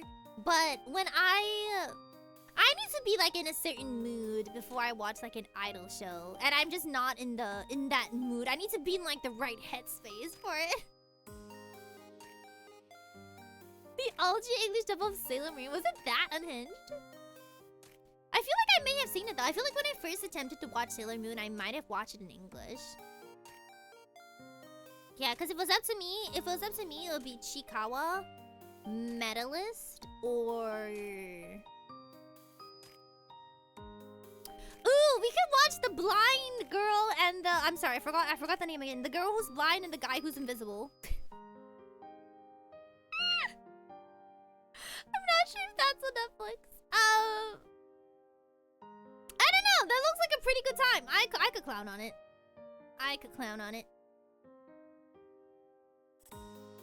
Oh, you've only seen like 3 episodes? I've only seen like clips. Like every once in a while on YouTube, they do like a couple of clips, and then I'll kind of go through it. You know what I really want to watch? I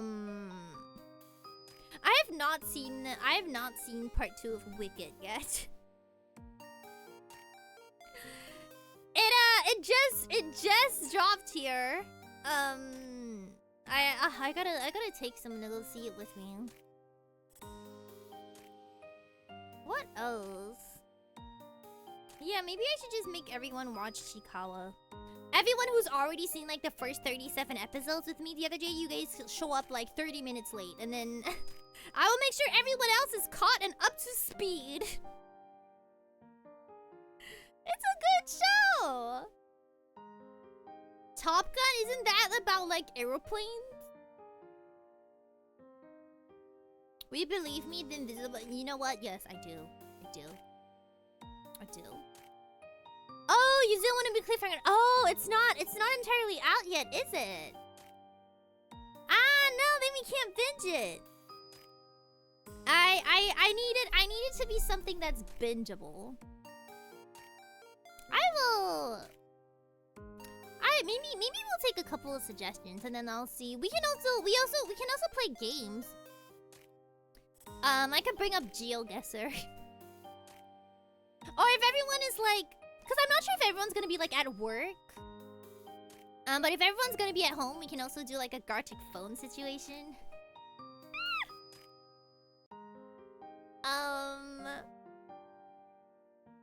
Yeah, we could also just do let's just do Gartic phone. Yeah, I don't know. I will give it some think. I don't know what else. What else have you guys been trying to get me to watch? Man, I wonder if Wicked is like out anywhere. No, but you guys have already seen it. I'm the only one. I'm the only one. Yeah, I know what Ghost Stories is. Oh crap, welcome. You and I are polar opposites. Is that newer? Modern slang. I honestly don't know. Well, not that I don't know. I honestly feel really, really weird about modern slang being added into localizations. You know how like when you play Star Rail or like Genshin? And every once in a while they'll put like some memes in there and like why?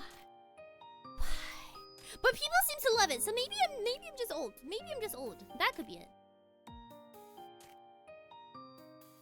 The Minecraft movie? I actually have not seen the Minecraft movie.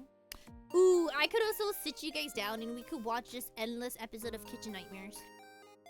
Cause that's all on YouTube. We could just all. Ooh, I know the good episodes. I know the good ones. I know the good ones. Because I have memorized pretty much all the key episodes. I have memorized the restaurant names, which are also the episode names. So I know the good ones. I know the good ones. Yeah, that's a good thing about Kitchen Nightmares. They're all they're all on YouTube, so we could just watch a whole bunch of those. Hi, Kicking Up Wickham. How are you doing? I don't know, what have you guys been watching recently? I just know that I really want you guys to watch Medalist. Key, did you hear that Medalist is getting a movie 2027? They're gonna animate the arc that's coming after season 2. I'm so excited! Oh my goodness, they're gonna... Wait, what? Yeah, did you hear? It was just announced. It was announced yesterday. Movie 2027. It's the arc. It's the tournament that's gonna be after season 2. I'm so excited! Wait. I'm gonna Google it. I'm gonna bring up a photo.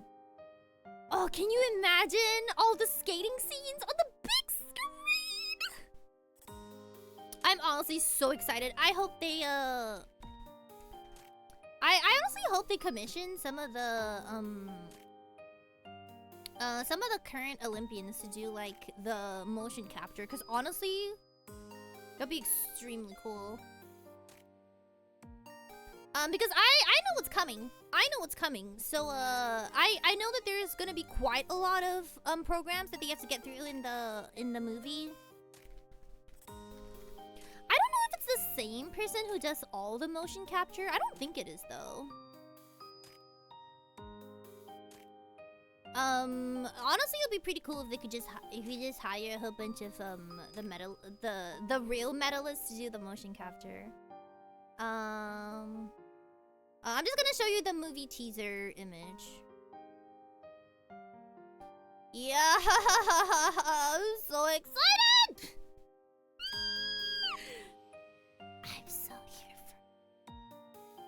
I'm so here for it. But yeah, for those of you who don't know, this is my current anime obsession, and it's really, really cool because they actually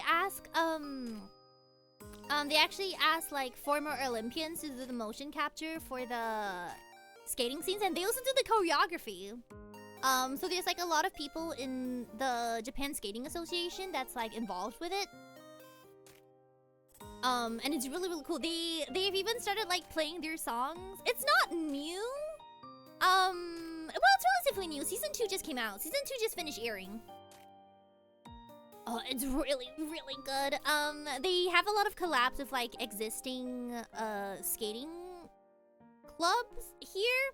They even played the song during one of the junior novices competitions, and a lot of like young girlies have been like using their programs in their choreography. It's so cute.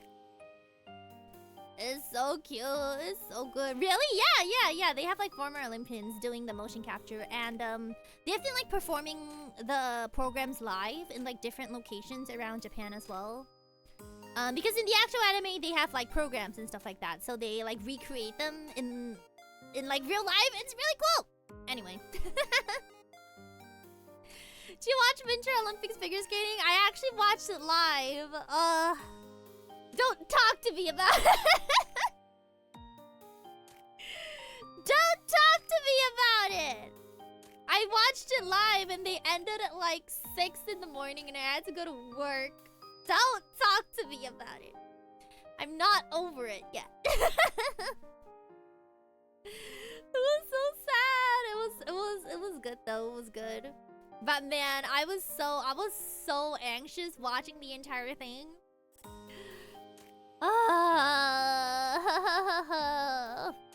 But yeah, watching Mentalist really got me interested in watching the actual Olympics. It just dawned on me yesterday that yeah, I did.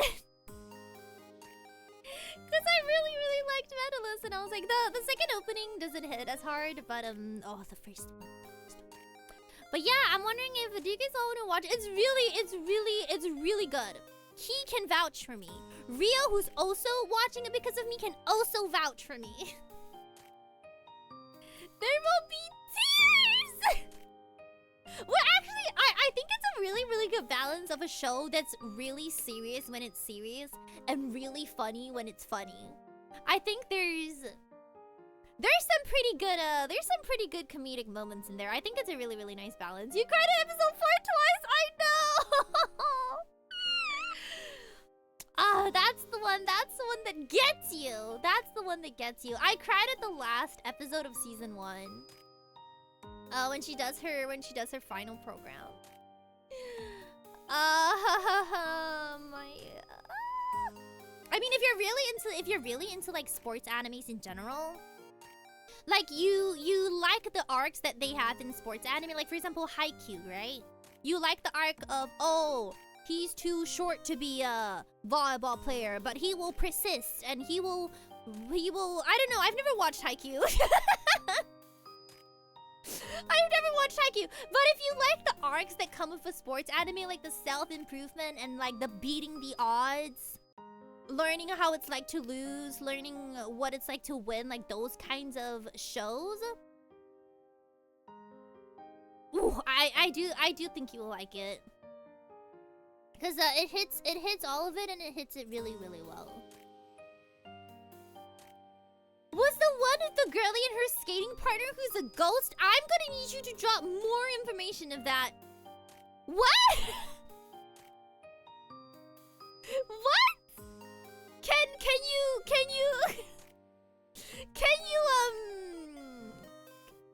me a little bit more details about that one? Can you explain? Is it a movie? Henna's really out here going to have me Google ice skating anime, but one of them is a ghost. Ice skating anime, but one of them is a ghost.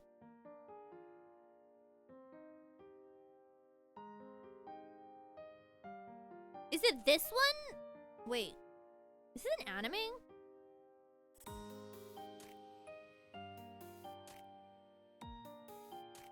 Oh, it is! It's called Ginban Kaleidoscope.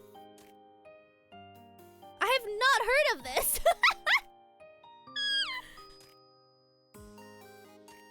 Okay, yeah, sure, let's do it.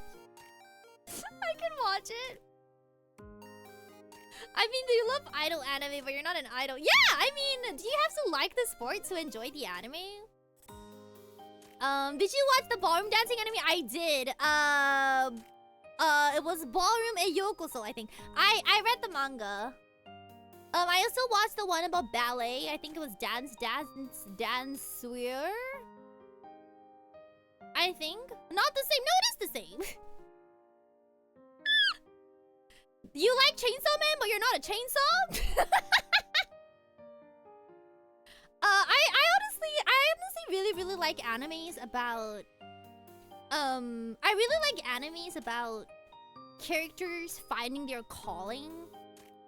Medalist isn't really like that, but for Ballroom and Yokoso and I think Dance's Dancer, they always start off with a character who like doesn't know what they want to do, and then they find the thing, and then they just go all in on it. There's one more that's kind of like this.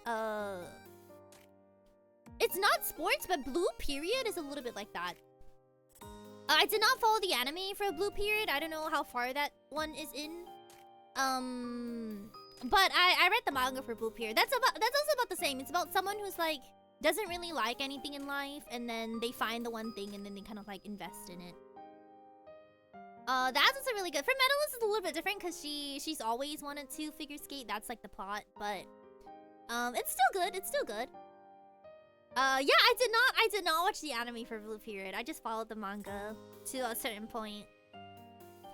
I just don't know. I just prefer it when the sports anime in question follows a specific group or like has like a my issue with something like Haikyuu and what are some other, maybe not Kuroko no Basket, Blue Lock. My issue with stuff like Haikyuu and Blue Lock is there's so many characters. I don't hate an ensemble cast by any means, but I feel like I would really like us to focus on one. I know that they do have like a main character. I know that like Hinata from Haikyuu is technically the main character, but there's just so many characters. There's so many schools and there's so many groups and there's just too many things going on. Whereas like for Medalist and like some others, like the dancing ones, I feel like even though they have an ensemble cast, it's still very much focused on the main character's story. And then what goes around them.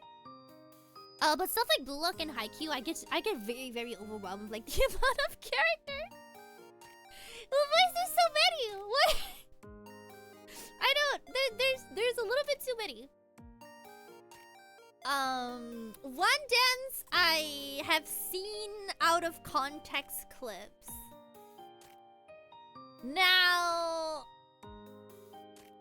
I'm not gonna judge an anime based off out of context clips, but like also, I don't know if I could handle the CGI. I don't hate CGI in general. Medalist CGI was done extremely well. I just don't know why they were not able to get something of better quality, because it does kind of take you out of it. But yeah, Haikyuu's is a, yeah, I think it appeals to a different audience. Like something like Haikyuu, Kuroko no Basket, Blue Lock, they kind of cross over into shonen a little bit, where they have like a large cast of male characters. Same for like My Hero Academia. And then something like Dance's Dancer, Ballroom and Yokoso and Medalist, they're a little bit off of the sports anime. I don't know what you would call it. I'm not sure if it's seinen. Sound Euphonium. Oh, yeah, yeah. I did not see the 3rd season of Sound Euphonium. Aren't they shonen? I think they're seinen. The ones I just mentioned might be seinen. I'm not sure.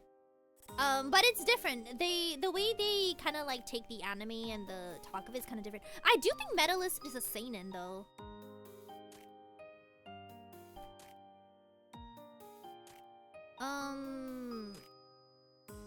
Yeah, they call it seinen and sports. So it's not really. I think. Yeah, something that's seinen has more realistic depictions of things. Something that's shonen is more like action-y. Let me look up Haikyuu.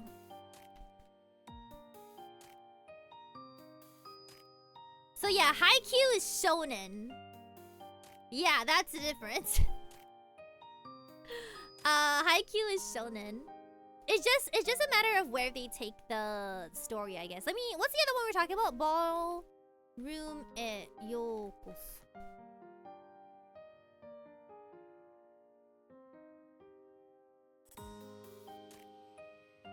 Oh, I can't find any... Huh.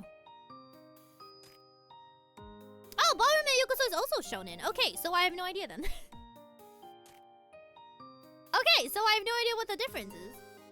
Really? Ballroom e Yokosu felt seinen to me. But yeah, that was good as well. My Dress Up Darling is seinen, really? Ooh, speaking of My Dress Up Darling. What was your opinion on Sao Euphonium? Was that a good or bad? It was a good reaction. I didn't complete season 3. Yeah, it was a good reaction. I enjoyed it. I enjoyed it a lot. I just hadn't seen the latest season yet. My Dress Up Darling is another one that cause it ended, right? That one, the ending was also a little bit. Yeah, that one made me remember. I did not enjoy the ending for that. Or like, I guess it ended too soon. Shonen always to me was like superhero style. I mean, in general, if it's published in Shonen Jump, it's a shonen. I think, to me, what seems more like a shonen is when the anime has just like a whole bunch of male characters. Boku no Hero Academia, Haikyuu, Blue Lock, Chainsaw Man. They just have to have a really, really wide cast of characters. Yeah. Like, the main character really doesn't matter. And it's always very actiony. It's always very... Not in a bad way, but it's always very, like, power of friendship. Friendship will conquer all. It's always a little bit more... Yeah, there's a little bit more action and non-realism, and it seems is Chainsaw really seinen? I've not seen Chainsaw. Wasn't Chainsaw Man in Shonen Jump though? Oh, you mean like you mean the rating. Oh, okay. I'm pretty sure it's in, was it not in Shonen Jump? Really?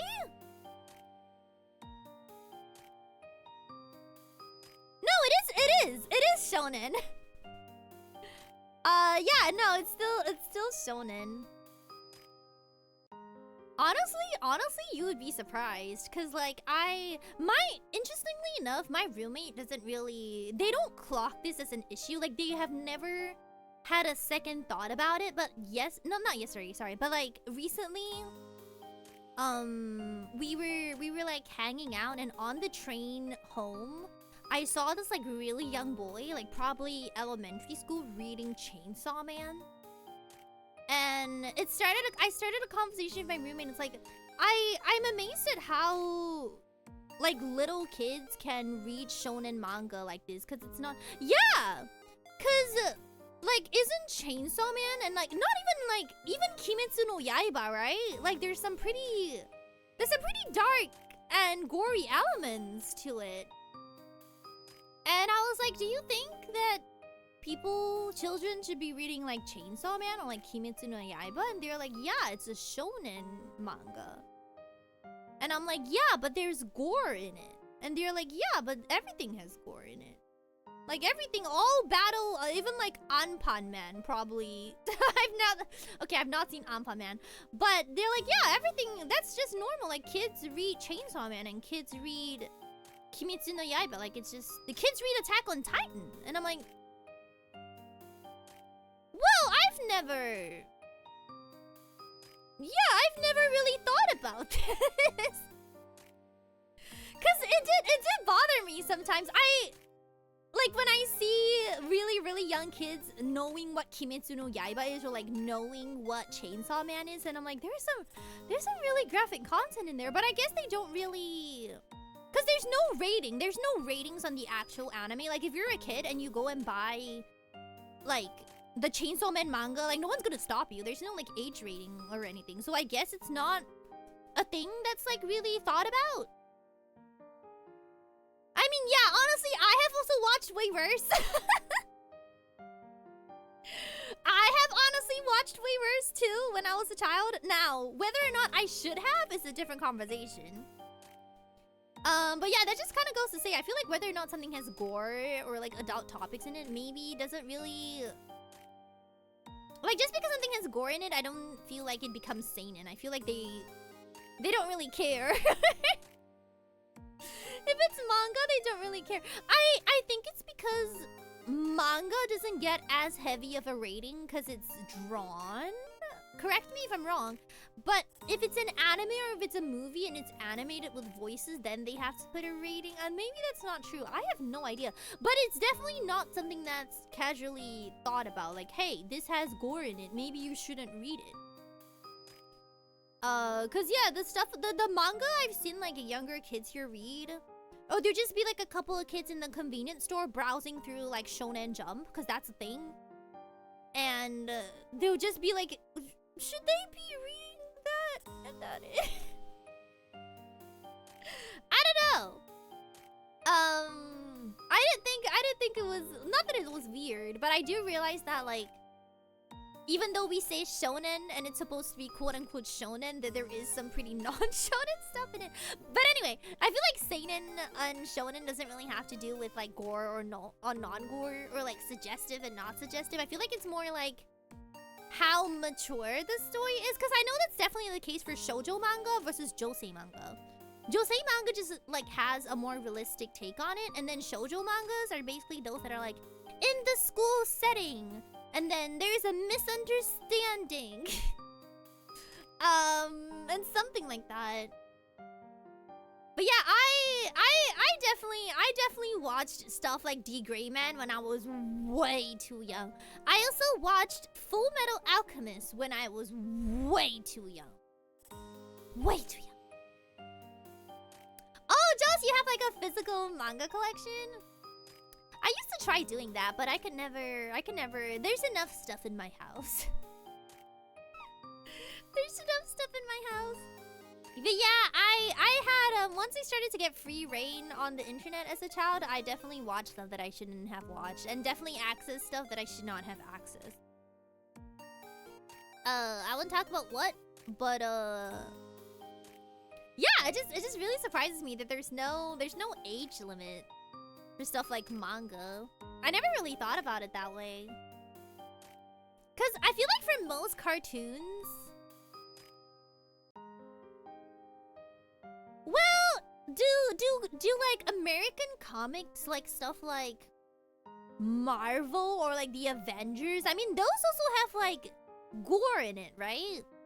There's also like violent scenes. But like if a child reads a Marvel comic, you're not necessarily gonna think anything about it. I guess it's kind of the same. Yeah, I would say that's kind of the same. Ooh, one movie that was way inappropriate that my aunt let me watch when I was a child was Final Destination. Now, why she did that, I don't know. But when I was a child, I think I was about 10, and my mom was busy, so my aunt had to pick me from school. And now she has to figure out how she's gonna kill 3 hours with a little child. So she's like, I know, I'm going to bring out a couple of movies. And the movie that she chose was Final Destination. Now, I do not remember anything about Final Destination. All I know was, in the start of the movie, there's this airplane scene where he like undoes his airplane tray and then the knob falls off and then the plane explodes. And then he wakes up and then he opens the tray and then the same thing happens and he's like, the plane's gonna explode, and then he has to like get off. That is all I remember. I think someone also gets strangled in a bathtub. But that's besides the point. So naturally, my aunt is like, maybe we can watch Final Destination. And my uncle is like, are you sure? She's like 10. And me, being 10, and wanting to be like, I am a mature adult. I was like, no, I can do it. I can do it. I think like gore is like super funny. I can do it. Now, was that a lie? Yes, because I was not good with any sort of gore, but I wanted to be cool. So we watched Final Destination, and I can barely remember what happens in it. I'm assuming some part of my brain has just forgotten. But I went home extremely traumatized from this. And I did not tell my mom or anyone else that I watched Final Destination. Now, here's the continuation to this story. For the longest time, I thought that the Final Fantasy series and the Final Destination series were the same thing, because they both had Final in the start. So for the longest time, I refused to touch any Final Fantasy media. My uncle would be like, hey, I just got this new Final Fantasy game. Do you want to play it? And I'd be like, no, I'm good.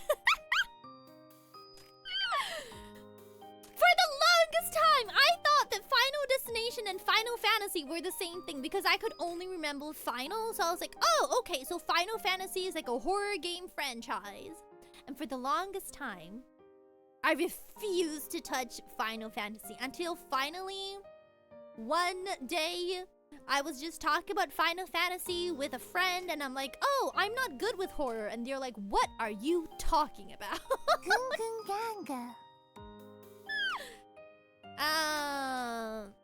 Yeah, it's not the same thing. It's not the same thing. It's very different, in fact. Thank the ball, Octopus, welcome. How are you doing? So yeah. Yeah, I just thought Final Fantasy was horror. Imagine your friend telling you Final Fantasy is their favorite game. Yeah! I would have been like, huh? But yeah, I genuinely don't remember anything in the movie. I just remember... I remember the plane scene at the start, and I think someone gets strangled in a bathtub, and I think someone gets their head cut off in an elevator. That's genuinely all I remember. But I swear I watched the whole thing. I think as a child, I just like cut out parts of it. Or as like a trauma response or something. But I definitely did watch the whole thing when I was 10. And why did my aunt recommend me that movie? I have no idea. I don't know, Ironon. I feel like even though I'm an adult now, I will still have the feelings.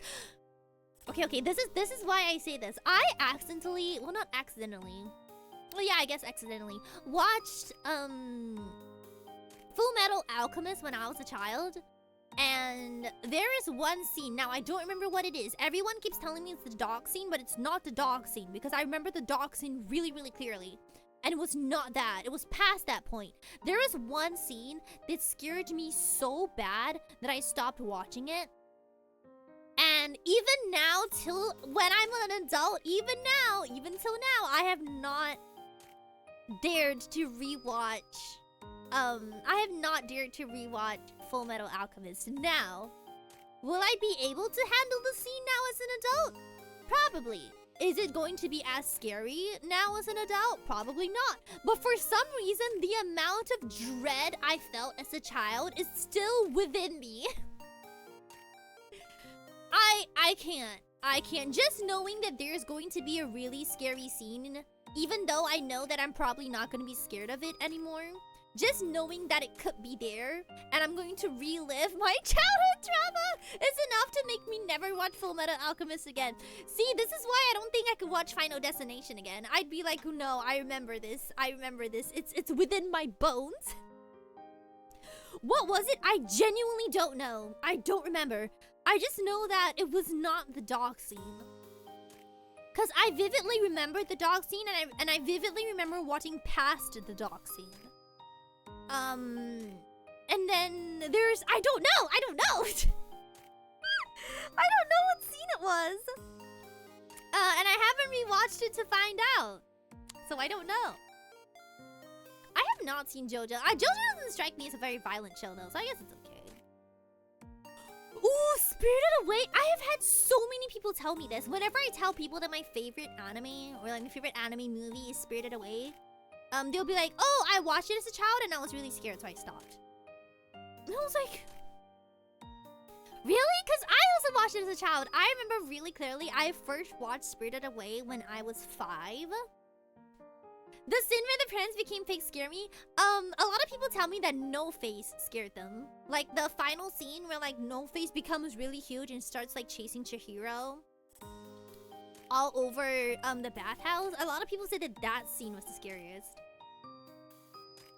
No, it was the pigs. I loved it. I don't know why, but when I was 5, I was in like a childcare center. And my mom would work later than all the other moms, so I would always be like the last one left in the childcare center. So the teachers always had to like figure out how to keep me entertained while waiting for my mom to show up. And normally they would just show us movies. And then one day they showed us Spirited Away. And I was hooked. I had never seen an anime up to that point. This was actually my first exposure to like an anime. I don't know what it was, but I was so hooked onto the story that when my mom eventually came to get me, I was like, no, just 1 more hour, just 1 more hour. And she was like, no, we gotta go home. And I was so desperate to know how it ended. The next day I tried asking the teachers to show it to me again, but they were like, oh no, that was brought in by like Mrs. Puff, and Mrs. Puff isn't here today. She doesn't have it anymore, so we don't have it. And I'm like, oh. So I never knew how it ended, and I was so desperate to know. That I told my mom to ask the teachers what it was, and then she found out the title, and then we went to like the DVD shop because back then DVD shops were like a thing. And she bought me like the DVD. It was like English dubbed because back then getting the subs weren't a thing. So she got me the dubbed version of Spirited Away, and then she also had me a DVD player. And I'll just watch it over and over and over and over and over again. Even till now, I think I can recite the script. Like, I've watched it like 1 too many times. I was obsessed with it. And then when House Moving Castle came out, I also watched that one. But that one didn't hit the same. That one didn't hit the same. The most recent one that came out, How Do You Live? What's the English name? The Boy and the Heron. The Boy and the Heron. That one also didn't hit the same. Year 36. Remember when we had DVD shops? Now that I'm thinking about it, it might have been like a bootleg DVD store. I don't really know if it was like an official DVD store. But I really liked it. I think the pig scene scared me because I imagine my parents becoming pigs. Really? I think I didn't notice it at the time, but I just really liked isekai stories. I really like stories where like ordinary girls go into like magical worlds. Cause I think back then I was already watching stuff like Winx Club, and I was watching stuff like, I don't know, what else has like plots like that? I was 4. That's fair. I was 5, so maybe I had 1 year on you. I know I was 5 because it was the year before I went to elementary school when I was still like in a childcare center. Or kindergarten rather. Yeah, what else? What else other than Winx Club? But yeah, I just really like stories like that where some plain girl will go into like this world and have this adventure.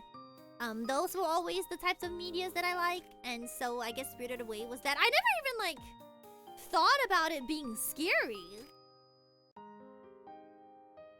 Yeah, but whenever I talk about this with like other friends and like Spirited Away and like how, like, what was your first anime movie? Did you watch Spirited Away? They always tell me that they couldn't watch Spirited Away when they were younger because they were scared of something or the other. And I'm like, really? I was never scared for Spirited Away for some reason. I had watched other animes that scared me, just not that one. Divinity, welcome. I'm Bonnie, welcome. The original isekais hit different. isekais nowadays, they're not the vibe. Originally, they were pretty cool though. They were pretty cool. Stuff like Inuyasha. Oh, I loved Inuyasha. Those used to be my favorite plots, but as I grew older, I don't know. I feel like they don't really do them well anymore. But yeah, I watched G Gray Man when I was really young as well. What else? You see, I always want to go back and give I always want to go back and give Full Metal Alchemist another go.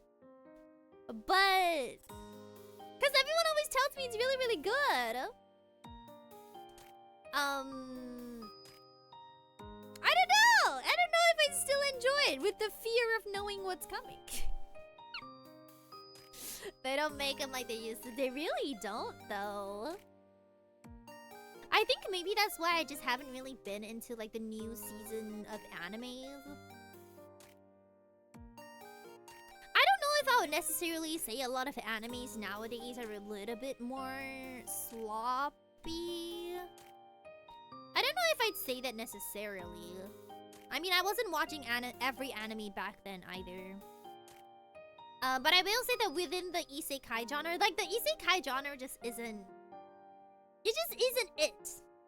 Cause I do like the isekais in the way that I just described. I like ordinary girls going into like magical places, having an adventure, and then coming home. But a lot of isekais, the isekai part isn't really the plot. The isekai part is just like a plot device. Like, they don't even, like, talk about it. You're just like, oh, today I woke up, and now I'm here, and then now this is what's happening. And I'm like, oh, okay, so we're just gonna skip over all of that. Oh, okay, so we're just not even gonna touch on that. Okay, okay, got it. Like, it's like a plot device. They don't really talk about it all that much. And it doesn't have any impact on the story at all.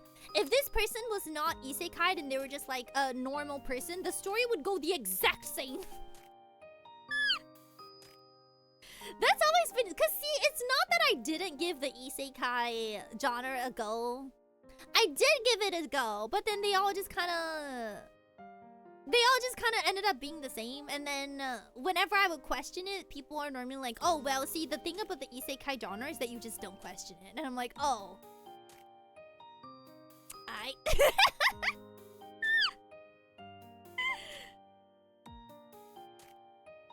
It's insane how isekai protagonist instantly adapts. Yeah, like that's the part that I just don't get. But according to like fans of the genre, it's just one of those things that you just have to like suspend your disbelief. Like you just have to accept that like the isekai part isn't really part of the plot.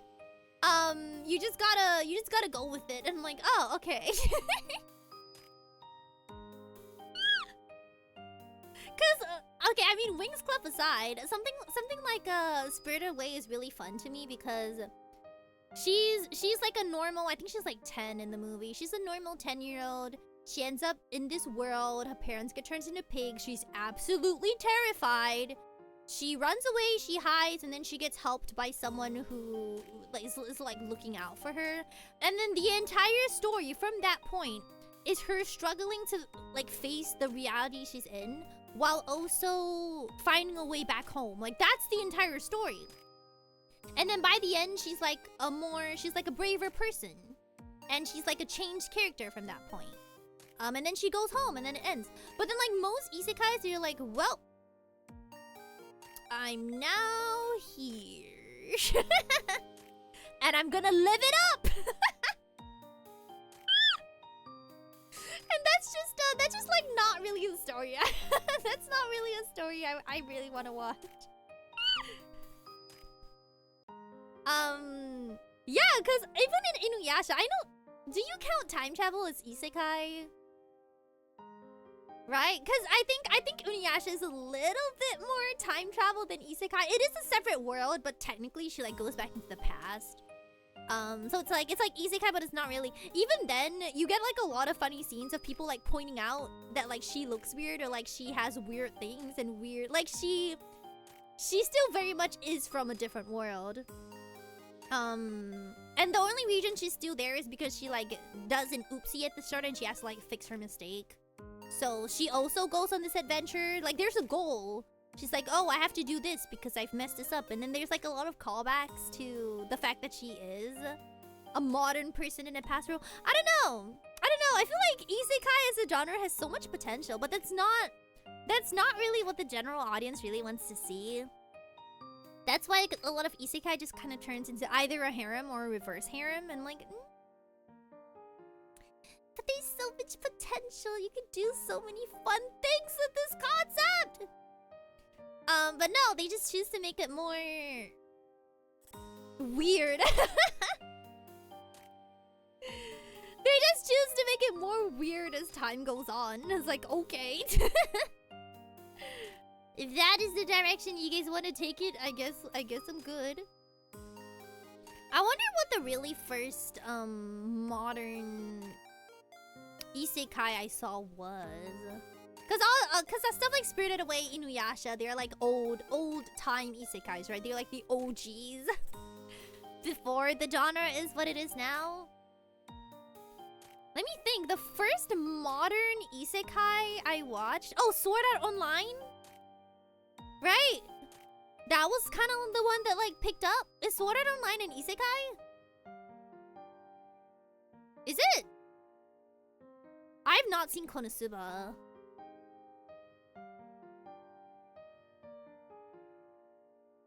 Yeah?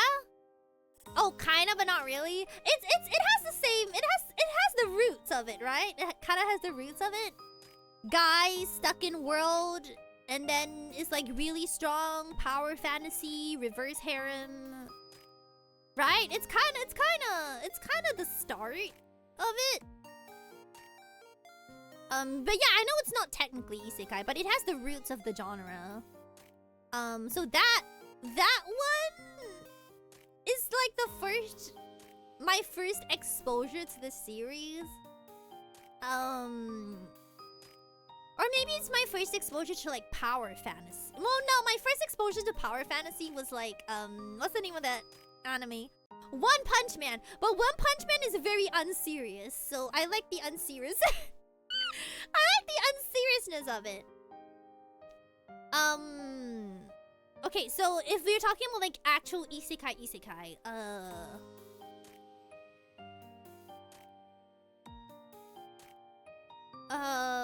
it's either Re:Zero or Tanya and the Saga of Evil. I think those two are like the main, like they actually go into a different world after dying or something like that. If we're talking like modern day isekai, those two are like the ones I've watched. I have actually not seen Yu Yu Hakusho, and I feel like I need to because they just got like a remake. But yeah, in terms of like power fantasy in general, Sword Art Online was up there as like my first one, and then I just didn't go from there. I don't know. I've never had anyone recommend me an isekai that I really liked. But I will say I can enjoy slop when I'm in the mood to enjoy slop. But the thing is, all the slop that I enjoy, once I finish reading it, I don't remember it anymore.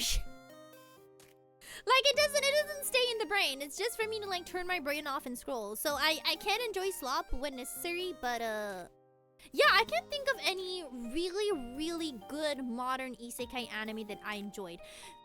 I really enjoyed and I didn't know this, but I went into Dungeon Meshi thinking it was an isekai only to find out it wasn't. I was like, I'm gonna watch an isekai, and then I watched Dungeon Meshi and it wasn't, but it was really good. So I liked that. That was fun. They said that they keep saying season 2 is coming, but so far it's not here yet. Yeah, Dungeon Meshi was really good. I was about to quote it as an isekai, but it's not. It's not. Yeah, it's not. It's not an isekai. Zero no Tsukaima. I also did see Zero no Tsukaima. But Zero no Tsukaima focuses more on the main character, right? Lewis? It focuses more on her than the guy. I feel like the guy's just kind of there. We never really get to see his world either. Slot really needs to be like so bad it's funny. Yes. Either that or it has to have, for me personally, it has to have a stupid amount of drama in it. Like just a really, really stupid amount of drama. To just like, it doesn't have to make sense. It just has to be there, and then I'll be like, yep. But then here's the thing, then I just won't remember it afterwards. It'll be entertaining to me in the moment though. Like in the moment I'll be like, wow, okay, and then you ask me about it the next day and I can't tell you what happens in it. That's mostly been my experience with it. Even though like I can enjoy it, I just won't. It's not something I would like recommend to other people. I just be like, oh, that was interesting, and then I just forget about it.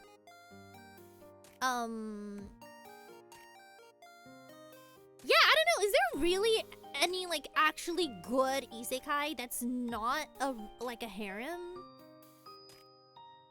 That it's actually just has like really, really good plot? I have not seen Eminence in the Shadows. I'm gonna look that up.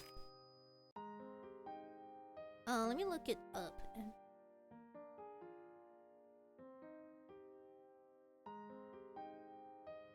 I don't know it. I don't know it. I mean, Zombieland Saga is, but it's not exactly the genre. Like, when we say isekai, that's not really what we're talking about. I get what you mean, though. Like, technically it is. Okay, I have not seen Eminence of the Shadow. I will... Apparently it's funny slop, though, so... I'm just gonna have it here.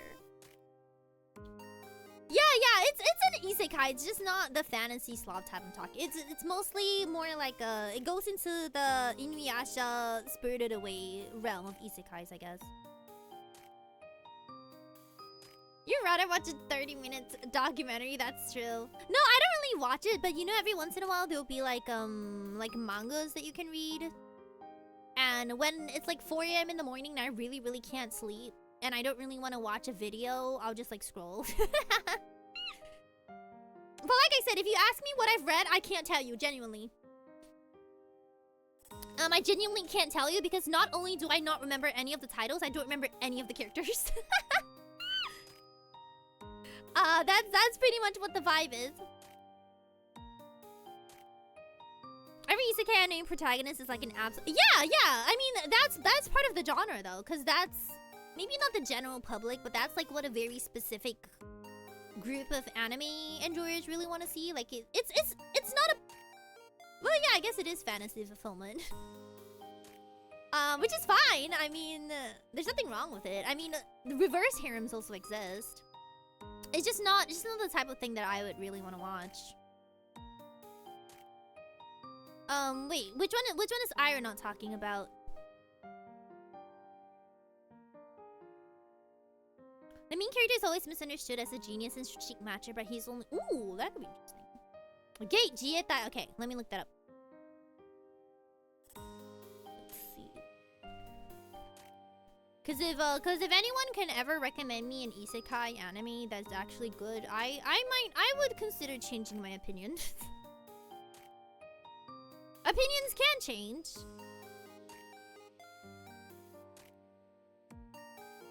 Okay. Cause yeah, everyone always tells me that stuff like Konosuba or like Re:Zero is... Oh, I just looked up isekai and No Game No Life came up. Yeah! Yeah, it's not a modern isekai. Yeah, I guess. Huh. Yeah, I'll take that. I'll take that as an isekai that I enjoyed. It's just not a very stereotypical one. I will take it though. Also, Gate was originally a novel. I mean, if people really, really like isekais, honestly, they have an endless amount of choice. Log Horizon, I also heard, was like kind of good. There it is, the eminence in the shadow. It's not even just like the harem ones. I honestly don't really enjoy the reverse harem ones either. Like you know how there's a lot of like villainous stuff, like I don't even know. Like the ones where the main characters are female. I don't even enjoy those, actually. I tried watching a couple of like villainous stuff, but it's also not it. I just think maybe I just don't enjoy harems in general. Red ring, let me look that up.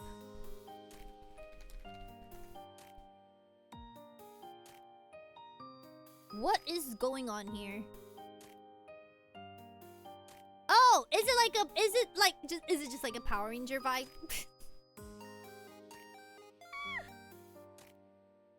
I looked it up, it has a rating of 6. Valid. Is Isekai Oji-san the name of a thing? Where an elite assassin becomes an aristocrat. Do you know what the name is? It's not a show, but Star Embracing Soul Master, it's a good manhwa. Ooh, I'm up for manhwas. Yeah, they are what I like to scroll through when I can't sleep at 4 AM in the morning. Isekai Oji-san, I can enjoy it if it's silly and it's meant to be silly. Like if it's cap. Well, no, it's not cap. What is it called? Satire. If it's satire, then I can enjoy a good satire. Star Embracing Swordmaster, honestly, the art style for this kind of slaps. Ooh, this looks good, actually. Huh.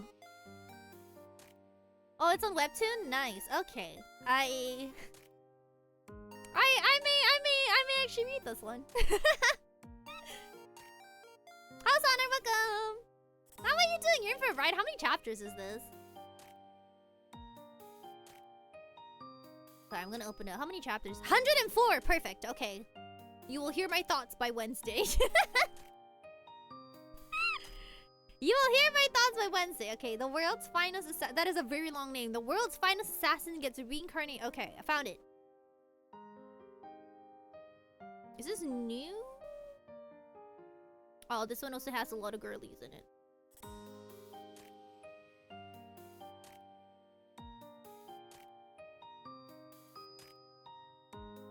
Interesting. Okay, I will take a look at it. Allison, welcome back. That's my #1 pet peeve. I know. I really don't like how it became normal for things to be titled this way, and I think it's especially because if you have a title like this, I'm automatically gonna assume that it's slop. I cannot think of one good anime that has like a title like this. The longest, see, like it has to be satire. Oh, Haruhi Suzumiya? Wait, isn't Haruhi Suzumiya just the melancholy of Haruhi Suzumiya? Isn't that just the title? Wait, I'm gonna look up Isekai Oji-san. Salary, welcome! It's like the 3rd time I've heard it mentioned.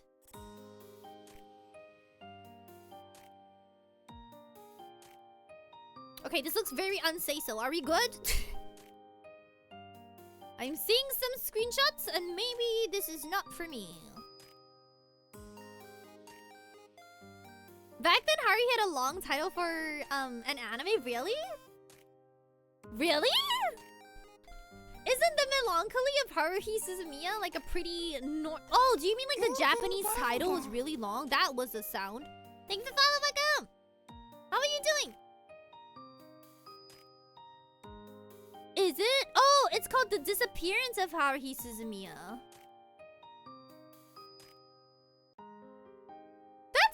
That's not that long, right?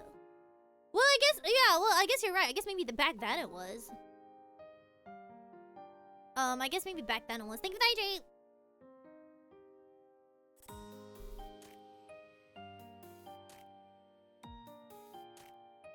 You don't know. I know. We're talking about we're talking about the fact that long isekai titles originated from Haruhi Suzumiya, but the title is the disappearance of Haruhi Suzumiya. Like, that's not that long, right? It's not a long title. But I guess if we're talking about, like, back then, I guess it was a long title. Yeah, to me, it's just a normal title. But I guess I guess hindsight is 2020. Yeah. Ever since Haruhi light novel anime adaptations started getting longer. I didn't notice it since Haruhi. I started noticing it after ReZero. And then I think some people started to see it as a meme, and then now it's just the norm. Yeah, if it's in Japanese, it's only like 5.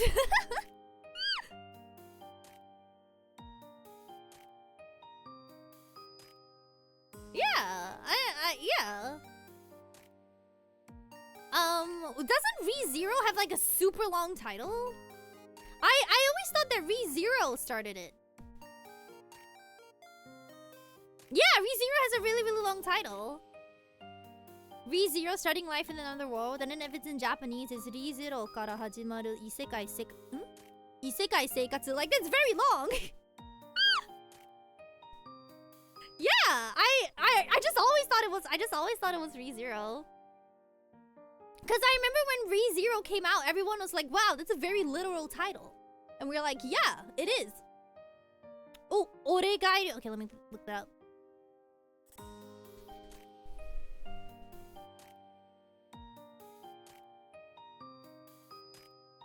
Oh, the youth comedy one. Ooh, I've heard about this. Is it worth watching? It's pretty much universally praised. It's one of the few romance anime with actual nuance in the story. I like nuances in my stories. But it also has like one dude and 4 girls in it, so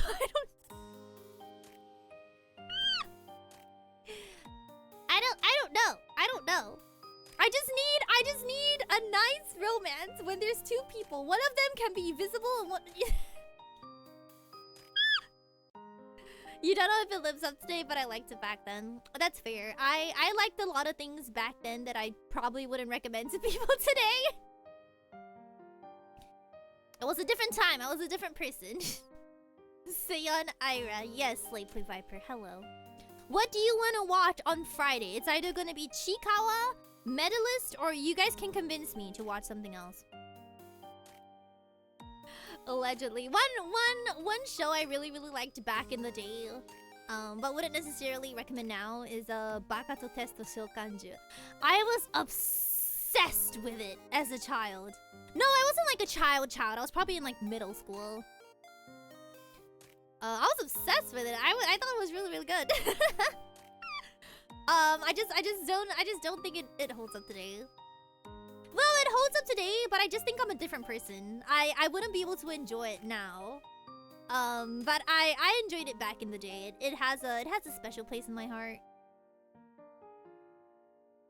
I heard that Dr. Stone was actually really good. I have no idea what it's about though. You down for whatever? I want to see how many people want to watch Uma Musume. Yeah, Medalist is good though. I feel like I need to see. I call it like a movie night. I call it a community night. But the whole point of this is actually for me to push my hyperfixations onto people. and then get you guys on them with me. So, you know, if I can convert some of you into Chikawa or to Medalist, then I would have done my job. I just need us to be like really hyped for the Medalist movie next year.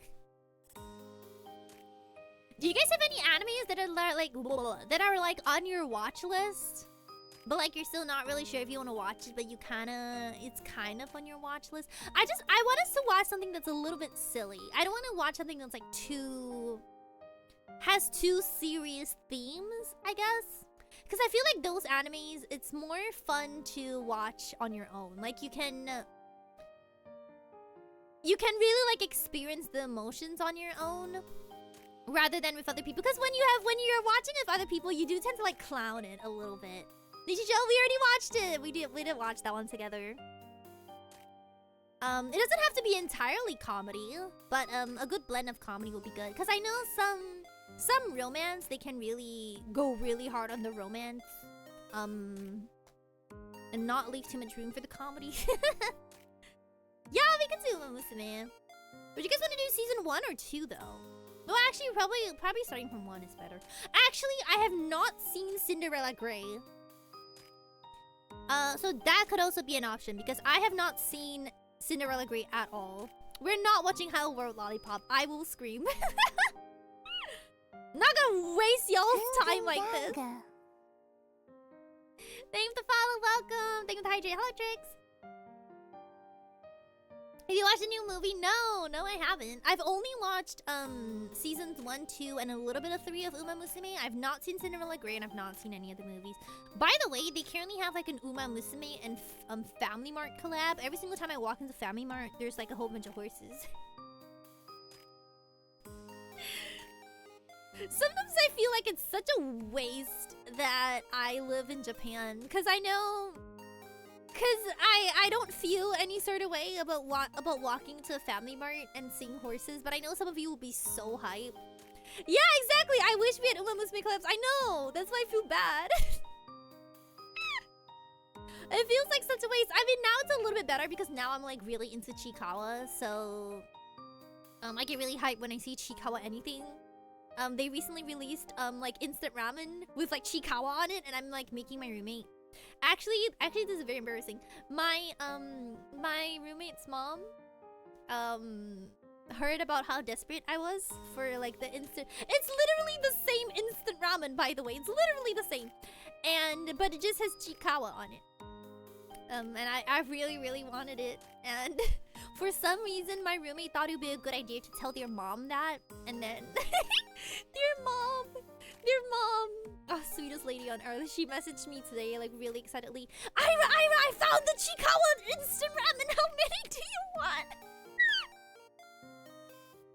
And I'm like, oh no, I'm so sorry. Please, just one is fine. Just one.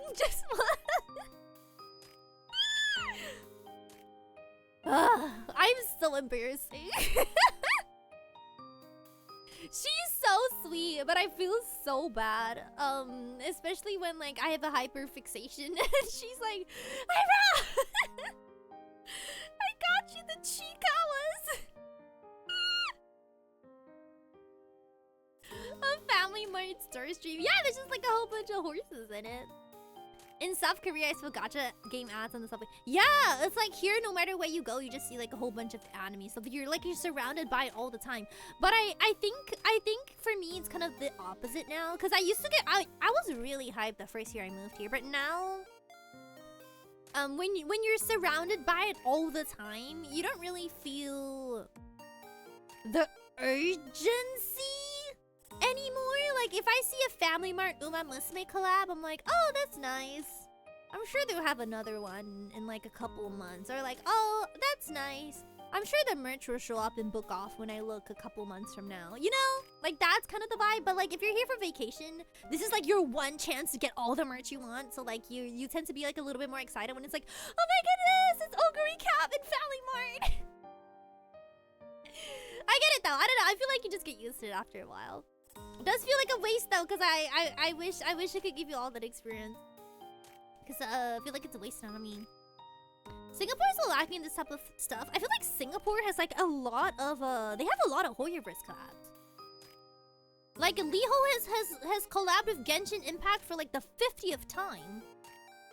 I feel like there's definitely a few. It's definitely not on the level of Japan though.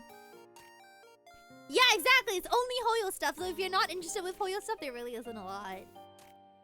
I hear Family Mart, I think of socks, right? I gotta go get your socks.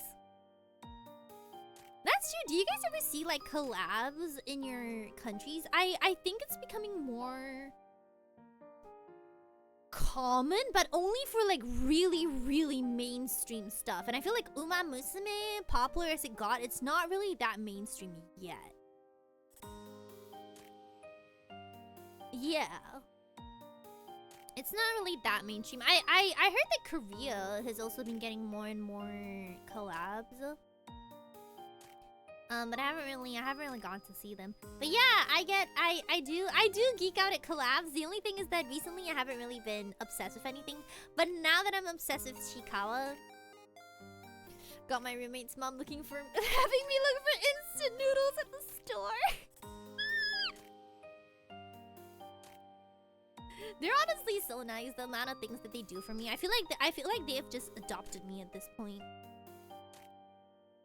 You know how I was sick with a fever last week? They drove all the way over here and they like bought me a whole bunch of medicine. They were like, "Don't die! Do you want to stay over? Do you want to stay over at the house?" And I'm like, "No, I'm good, don't worry." But yeah, like she drives over to give us food a lot. I don't know, maybe we're just not, maybe she just doesn't trust us. But yeah, cause she's kind of like, "Oh, you are a girly in a foreign country alone? You're now my daughter."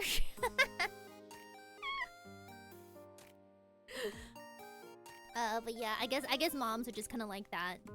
She knows, yeah. She's just kind of been like, y'all want to clean your house at any point?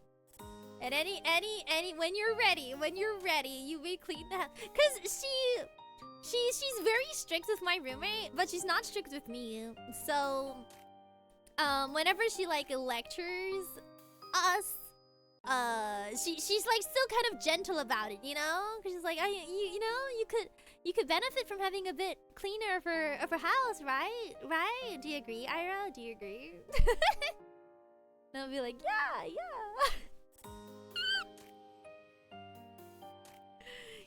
Yeah, I've been adopted. She always brings over like nice food, and whenever they have like gatherings or like trips, I always get to go along. Like road trips and stuff like that. Cause yeah, apparently she feels like really guilty about leaving me alone in the house. Even though I was like, "No, it's fine. You don't have it's cool." And she's like, "No, you're coming with us. We're going." I'm like, "Okay." She's really cute though. She's strict on your own child and nice to the other kids. I'm gonna milk this for a little bit longer, but I mean we've known each other for like 4 or 5 years at this point. I think it's the opposite. I want her to scold me. I would really like to be scolded sometime. Cause if she scolds me, like if she's like really strict and like yells at me, that will prove that I'm now part of the family. Right? If she yells at me, that means that she no longer sees me as an outsider. I had this conversation with my roommate once. My roommate was like, "No, she'd never yell at you." But they did make a joke that like if we were to ever like fight, they would probably take like my roommate's mom would probably take my side, and I'm like, yeah. Yeah,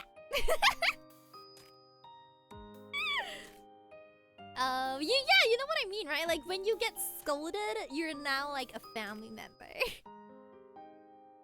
But if they're still treating you with respect, no, respect is the wrong word. If they're still treating you nice, that means that you're not quite there yet. But yeah, I gave her a rose for Mother's Day, and she was so happy. She was like, "Oh, my children have never given me roses," and now it's like in her house. But anyway, so yeah, she's coming to deliver my Chikawa ramen because I'm embarrassing. Anyway. Have you guys like all been to Japan at least once, or like really want to go? I'm part of me is kind of sad that I went to Japan for the very first time in my life when I was when I was 19. When I was 19, I went to Japan for the very first time. No, not alone, but it was the first trip out of the country without parents. And I remember I was so hype. I was going from like store to store to store, buying up all the merch. Because back then, anime merch in like your home country, like it's just not a thing, right? Like you can only buy all the merch you could ever want in Japan. And I remember buying so much. Man.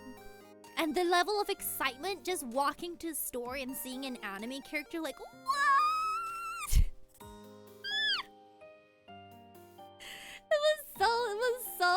It was so amazing back then, and then now it's just kind of like normal to me, and it makes me sad. Like, have you ever been so obsessed over a thing, and then you feel your obsession in that thing kind of fade, and you kind of wish, you kind of want that feeling back? That's me. That's me. I kind of want to relive how I felt when I was like really obsessed with like a whole bunch of animes. But no, now I just have to face the facts and I'm now boring. That's a kind of mindset, but also here it is. You're the part of the family, the newly adopted one, and they dedicate all the kindness. Yeah, maybe that's it. Maybe that's it. I've never been, but I really want to go. Do you have like places you really want to go? Like, are you thinking like Tokyo or... My favorite moment when I went to Japan is befriending this random old Japanese chef and his family. Oh, that's so sweet. Something similar also happened to me when this is the second time I went. The second time I went like as part of my college, like for school. It was like an exchange program, and we went for about 2 months. And there was just this chef at a restaurant, and we didn't even order off the menu. He just like gave us food, and we were like, oh yeah, nice, thanks. And then we just went every single day, and then he started to like play the guitar for us and stuff like that. And I remember as part of the exchange program, we had to do an assignment on anything that's like Japanese related, but we have to like interview people in the streets. And then my friend decided to do her project on like udon noodles. Like she really liked udon. And we went to interview the guy, and he was like, oh, you're doing your project on udon? That's cool. Do you want to like make your own udon like right now? And then he closed his store and just took us to the supermarket to make udon. And we were like, are you sure? Do you not have to do your job? And he's like, no, it's cool. And then we came back, and then he just like made us udon like fresh from like just literally just there. And then we filmed it and everything. Honestly, best bowl of udon I ever had. Man, I don't think anything will ever top it. Was it like specifically really I don't know. I think it was just like the experience of everything. And we had gone out and bought it, and by the time we like finished, it was like 11 p.m. And then we ate this bowl of udon, and then he took us home.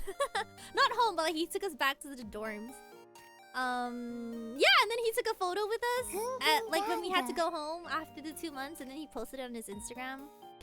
And funnily enough, 1 year ago, that same friend, the one who loves udon, I'm still in contact with her. We're still friends. She told me that she went to visit him again, because he had moved to Nara, which is in Kyoto.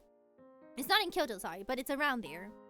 And he remembered her, and he was like, "Oh, are you like still in contact with like Aera?" And she's like, "Yeah.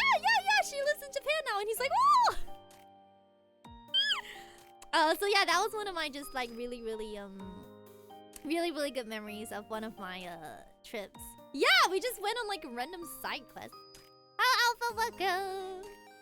Thanks for follow. Waka, how are you doing? Wait, let me see. They say it'll be expensive and it'll be hard to find food. It depends on what type of trip you want to have. If you want to have a budget trip, you can. It is possible to have a budget trip to Japan. Also, vegetarian food is not that hard to find. Unless you need to find halal food, then it's a little bit trickier. But I know quite a lot of vegetarian and vegan options. You just gotta make sure you look it up in advance. Yeah, Summer Pre-Land is a lot of fun. also is the Capybara Hotel. How, Magna? Wasn't that big on udon? How was it? It was just really, really good. I think it was just the whole experience. It was handmade from scratch. We helped him like pull the noodles, and apparently you gotta like stomp on the flour. I remember us stomping on the flour. And then he like stretched it out, and then we had it with. It was summer when we went, so we had it in like a cold broth with like lime. They're called sudachis, but I think in English it's maybe just lime. On them, and it's really, really good. It's really, really good. The only problem I have with a trip like that in hotels, yeah. See, no, it's a little bit different for you, Sleeper, because you're flying from a really, really far place. But if you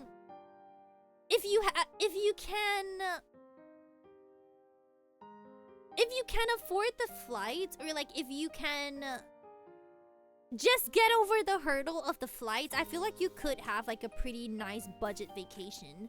But you just have to be satisfied that your budget vacation may not come with like the expensive hotels and everything. But I feel like you could still have a pretty good time. But I also understand that if you're gonna be flying like 16, 17 hours, you don't necessarily want to have a budget vacation. Like you just want to spend more money and just have like a good experience.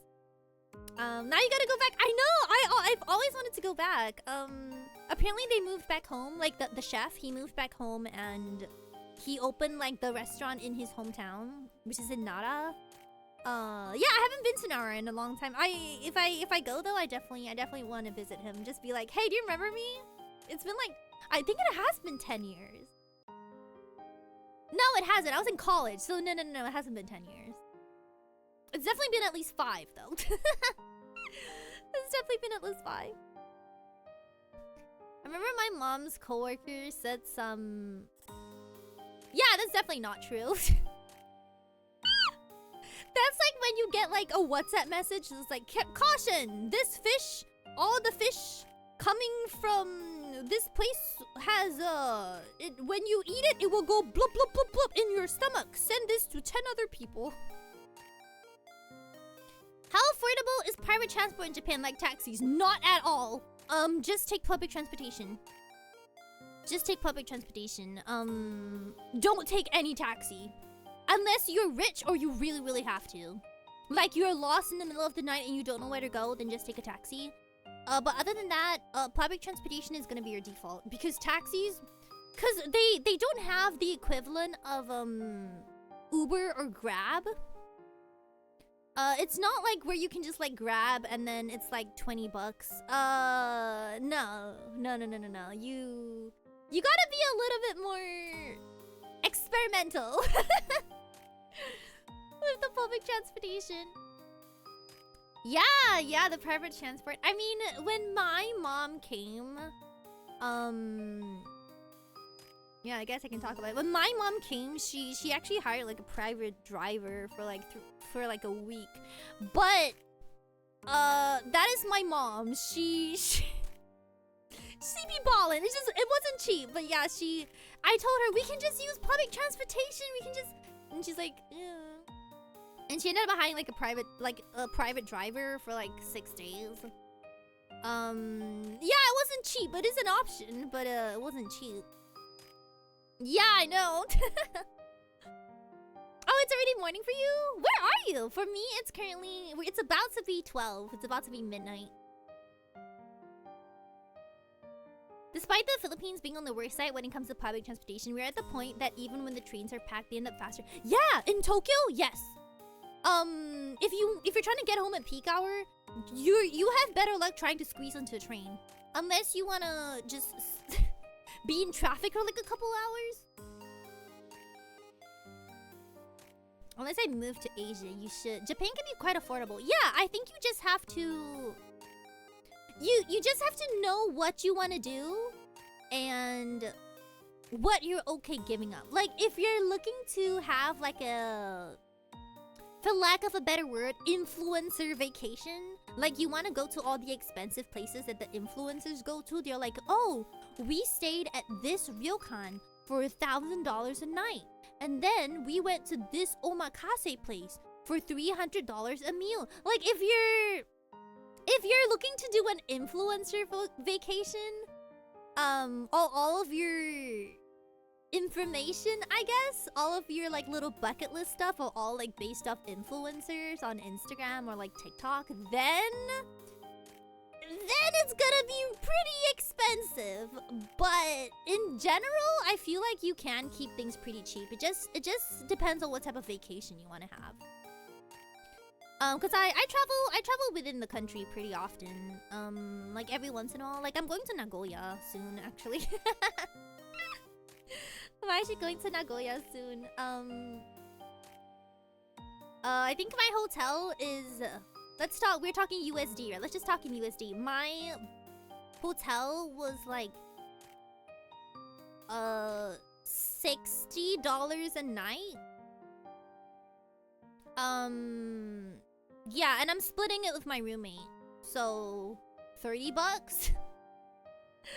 That's the terrible. Yeah, we're staying at Appa Hotel, which is like a business-ish hotel. It's just a room. It's just a room, bed, usual things that you need. Does it have like the most luxurious morning breakfast? No. But if you're gonna be outside the whole day anyway, it doesn't really matter. So, and we are going to be. So yeah, I got like a hotel for like. Yeah, it was only like 30 a night. That wasn't too bad. The Shinkansen I think is the one that's like kind of expensive. Let me just really quickly Google. Tokyo to Nagoya Shinkansen.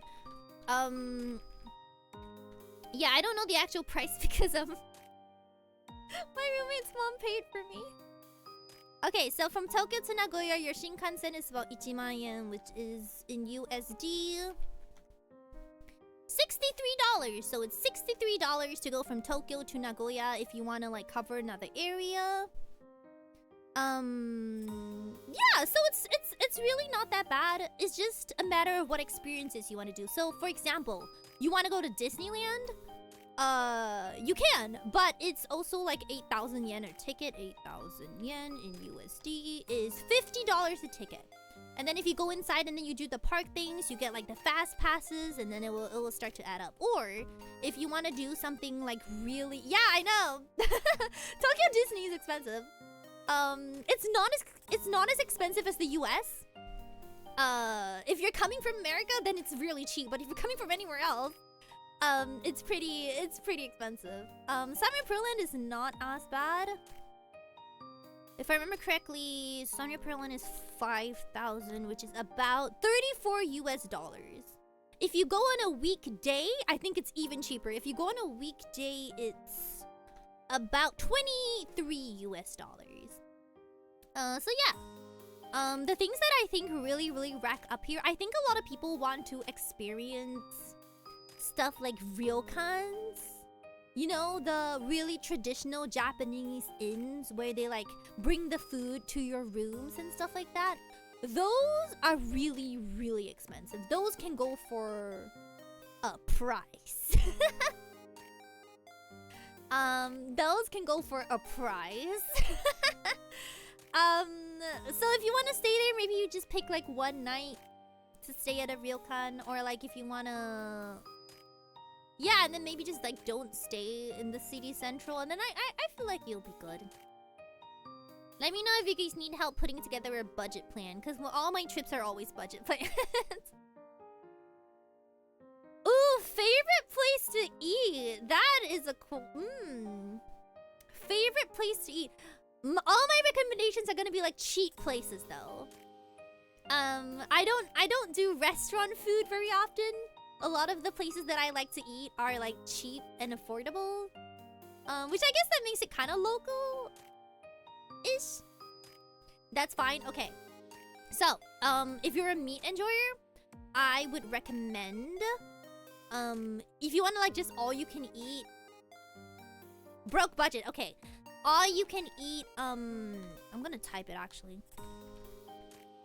There's this like yakiniku chain I like to go to called Yakiniku King. It's all you can eat yakiniku. I go with my roommate's family all the time. It's all you can eat. Normally, if we go for a cheaper plan, like the mid-size plan, it's about 25 USD. Yeah, I know. Meat! Okay, and then if you are a coffee enjoyer and you want to try like nice coffee with really good really good bread, Komeda coffee is also a thing. Let me think about something traditional. Sushi. Sushi, you gotta go to Kurazushi. There's like a really nice one at Tokyo Sky Tree.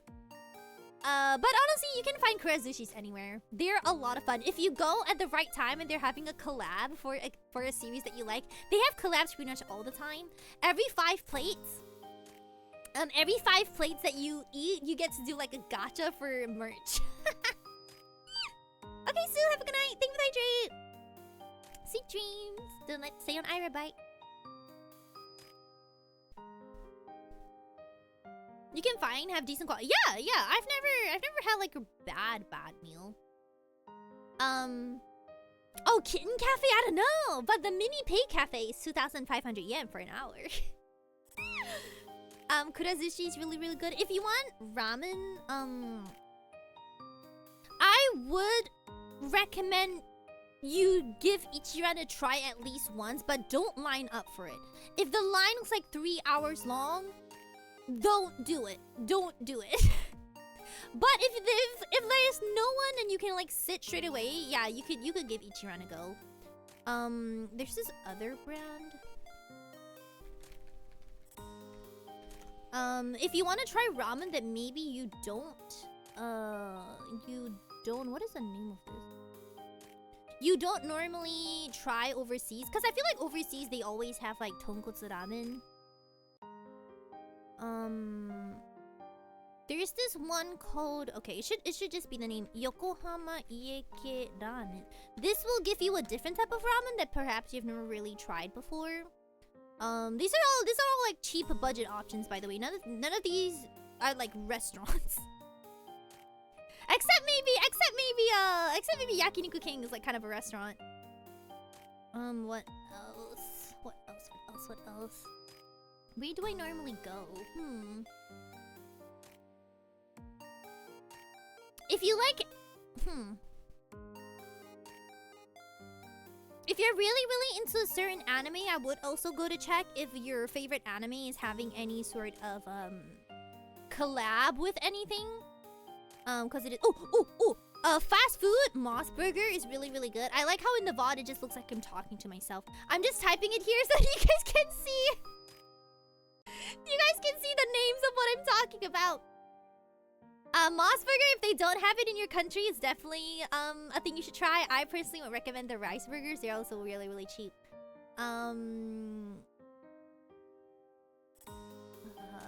What else? Go and try out the beef bowls, definitely. Yoshinoya, Matsuya, and Sukiya, you can just pick the one that you want. Personally, I might be a Matsuya girly. But I like it because the rice they have is a little bit different. If we're talking just strictly beef, Yoshinoya is the one that I like. For curry, either... These are all budget options, by the way. None of these are like restaurants. Kokoichi Banyo, Gogo Curry, or...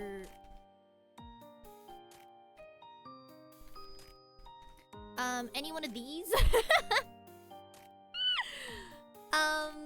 These are places that you can essentially just find anywhere. Anywhere in Tokyo, you're gonna see some of these.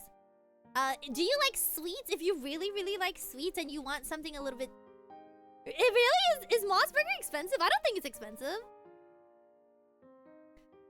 Ooh, wait, is it? I just had it the other day. I mean, as long as it's under like 1,000 yen for me, I feel like it's cheap. Cause the burger is 350 yen, and then the set is like 480 yen, so it's about 800 yen to USD. It's about 5 USD for a set. That's okay, right? I mean, it's a little bit more expensive than McDonald's. Just a little bit though, not that much. It's a little bit more expensive than McDonald's. I would say it's worth it though, especially if you don't have a Moss Burger in your country.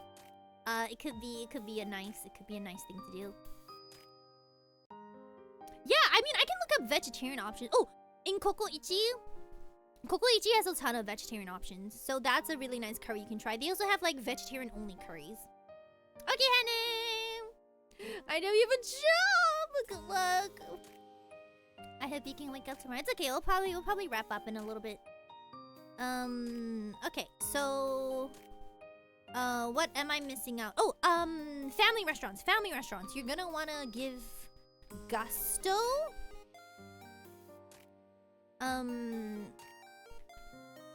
Gusto. How do you spell gusto? There we go. Gusto. Cocos, if you can find one. They're not very common. Gusto. I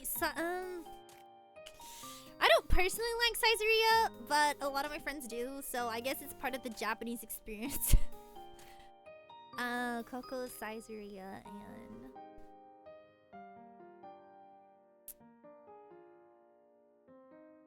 I could have sworn there was one more. No, Jonathan's. Ooh, Shake Shack. Shake Shack is also really, really good, but it's more of an American brand. It's really, really good though. If your country doesn't have a Shake Shack, go try Shake Shack. These are family restaurants. You may have noticed I'm just listing chains because I love chains.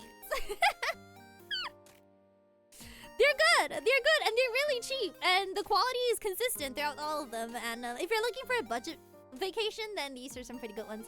But I have honestly never been to like any expensive restaurant or like expensive omakase place. So if you're looking for those, you're asking the wrong idol girl. What else? Do you have any like specific cuisine you want to try? Like, ooh, I really want to eat yeah, maybe sukiyaki. But I really want to eat sukiyaki, or I really want to eat like deep fried stuff. Ooh, if you want to eat deep fried stuff, but they don't have a lot of outlets.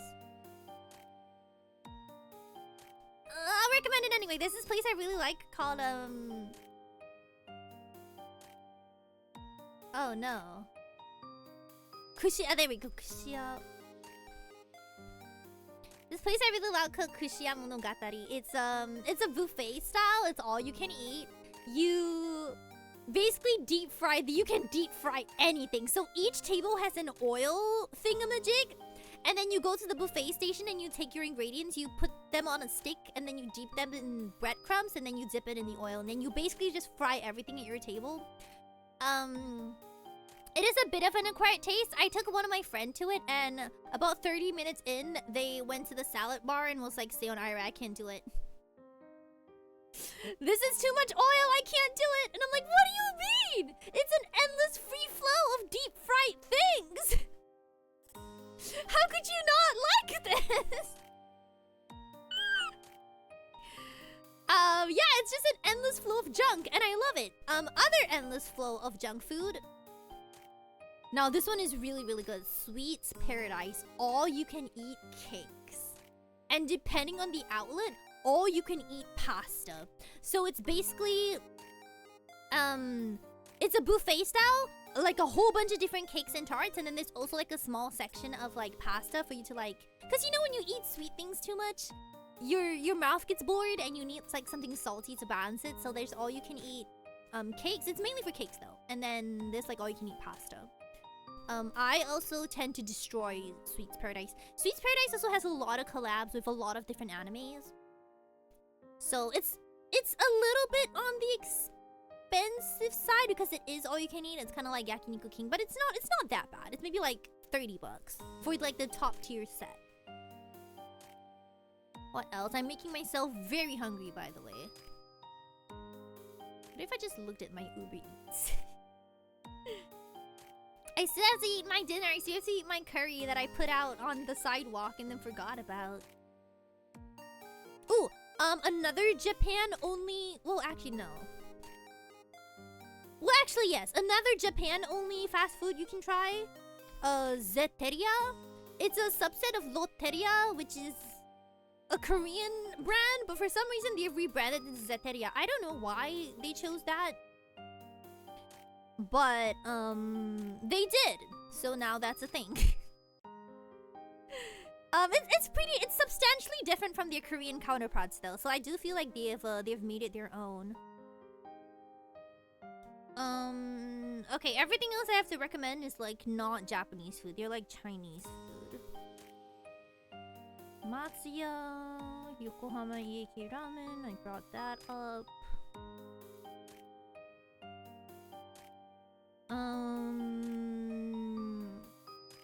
Yep, that concludes my list of chains. In general, I think Denny's, I have not been to Denny's. So I can't recommend it with my whole heart. But all of my, well, I don't have that many, but my American friends all say that the Denny's in Japan is nothing like the one in the US. And based on that fact alone, I am kind of tempted to try it out. I just want to know. Oh, and also if you're like really, really into sushi, like you really want to try all of the sushi chains that Japan has to offer, here's the full list of the very notable ones.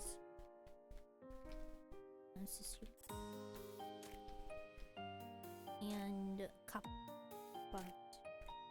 These four are the most notable if you want to like go through all of them. My personal favorite is exactly in that order. Kurosushi is my favorite, followed by Sushiro, Haman, and kappa. They serve mostly the same things, but if you want to just like experience all of them, that's pretty fun. I would say it depends on what type of vacation you want to have. Personally, I feel like you could have as good of an experience going to all like the cheap chains as you will going to an expensive restaurant. So personally, I would just go and eat all of the different cheap chain foods. As compared to like paying a lot for, yeah, as opposed to like just paying a lot to go to like one really, really huge restaurant. I have never been to an expensive restaurant. The only thing I would really, really spend money on, food-wise, if I was going to like a really, really good yakiniku place, because there are some pretty good yakiniku places around that they cost a lot, but they match up pretty well. I think it also depends on where you are going. Because honestly, if you're going to a place like Tokyo and you're going to be having dinner in a place like Shibuya or Shinjuku, you have a better bet going to chains because any restaurant there is going to be overpriced. It's going to have the tourist surcharge. Like any street vendor or any like privately run restaurant, you're gonna get the tourist surcharge. So if you're in like a place like that, just go to a chain. Because the price of Yoshinoya, it's the same price everywhere. And finally, I know there's McDonald's everywhere, but I would give Japan's McDonald's a try. Just because, you can try their Ebi burger. The prawn one, that one is a Japan original. And I don't know, sometimes people say McDonald's tastes different here. So yeah, I don't know, I just give it a go. Why not? Just order McDonald's. Yeah, Sushiro I quite enjoy. Isn't that in Japan, Sushiro is more expensive than Kurazushi. Sushiro is the most expensive one here. So, I can eat more. I can eat more if I'm at Kurazushi. KFC is better in the US. I am willing to believe that, but only because I do not enjoy KFC in general. I've tried it at home. I've tried it in Japan. I would not go out of my way to go get KFC. Like maybe maybe around Christmas time, I'll be like, it's Christmas. Maybe I'll have a little bit of KFC. But it's not something I would like have on a regular basis. Like McDonald's, I would eat every day if I could. I probably wouldn't ever get sick of McDonald's, but KFC I eat once and I'm like, yeah, I'm good for like the next 6 months. It's a Christmas Eve. It is. But even my roommate doesn't like it. So we kind of just eat like fried chicken now. We get Korean fried chicken instead. There's like a Korean fried chicken place that we really like, and we get that instead of like KFC. Cause yeah, I don't know. There's just something about the taste of the meat that it's good The first 3 bites are really, really good, and then after that, I'm like, yeah, I'm kind of sick of this now. So yeah, we stopped getting KFC. So I'd be willing to try the one. I'd be willing to try the one in America. Wait, so tell me, what is different about the Japanese McDonald's? I heard that some people don't like the Japanese one because the sizes are really small. But I think that's just because the one in the US is probably huge. Yeah, what else is different? Is it the selection? Like, do we have more interesting burgers? Because I like our selection. I really like the Filet-O-Fish burger. Or like the Ebi burgers. Hi, King Rico. How are you doing? I do like the selection of McDonald's here. The nuggets are really, really good too. But I've never tried the ones in the US, so I can't I can't compare. I don't have anything to compare to. When you ordered 6 burgers, it's okay. They don't know. You probably have like a table of friends behind you. They don't know. They don't know. I also think it could be interesting, like if you have like a chain that you know in Japan, you should give it a go. Like for example, did you guys know we have Taco Bell? I did not know this. I've never had Taco Bell, but my American friends were like, "Hey, you want to try Taco Bell?" And I'm like, "Yeah, sure." Yeah, I know, there's Taco Bell. And then we were like eating it, and then but it's my very first time. It's my very first time having Taco Bell. And then I was like asking them, "So how does it taste? Does it taste the same? Does it taste the same as it does in the US?" And they were like, "No, not really." Sometimes I think it's really fun when even my roommate, when they go overseas, they like to eat at like the Japanese chains. And I'm like, "Why? We're overseas. Why do you want to eat Japanese food?" And they're like, "No, you don't get it. I need to taste the difference." So they will sometimes go eat at like a Yoshinoya, and I'll be like, "So?" And they're like, "Yeah, it's really different." Yeah, they do have Taco Bell here. I have to eat a lot to feel full. Is it really that small? Yeah, Starbucks is pretty common here though. I think Starbucks, I'm not sure if they're run by a different company. I don't really go to Starbucks. I don't drink coffee, but I did hear that the people like the Starbucks here a lot. I think it just might be because of the merch. I feel like the merch is fun. Ooh, we do have Subway. We do have Subway. I have not been to a Subway here. You want to know why I have not been to Hear me out. Hear me out.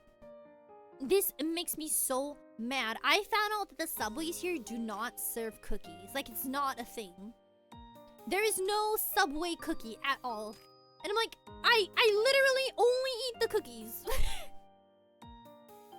Only to find out they don't sell them here. And here's the thing about KFC. KFC in Japan, they don't serve coleslaw and they don't serve mashed potatoes. Then what's the point? What is the point? What is the point, genuinely? What is the point? Made me so mad. I was like, what? I don't know why. There was just one day I was really craving a Subway cookie. I don't know what came over me. I just wanted a Subway cookie so bad. And then only to find out they don't even serve them here.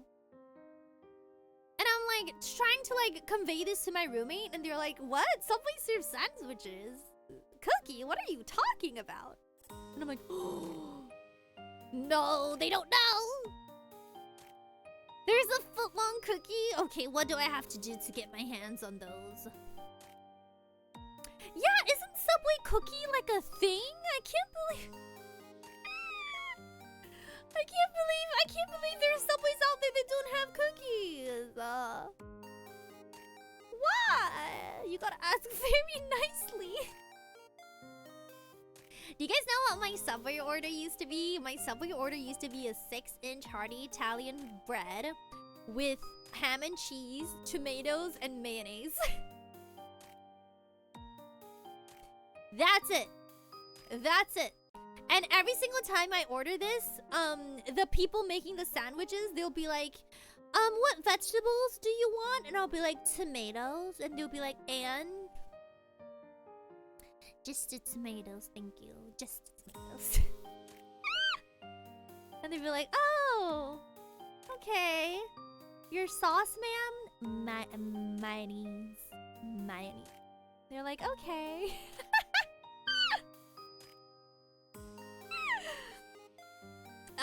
My friends hate my order. They hate to see me come in because when I open my sandwich, it just looks like slop. Cause there's like no green in it at all. It's ham, cheese, tomatoes, and mayonnaise, and that's it. And they're like, wow, that looks horrible. I'm like, yes.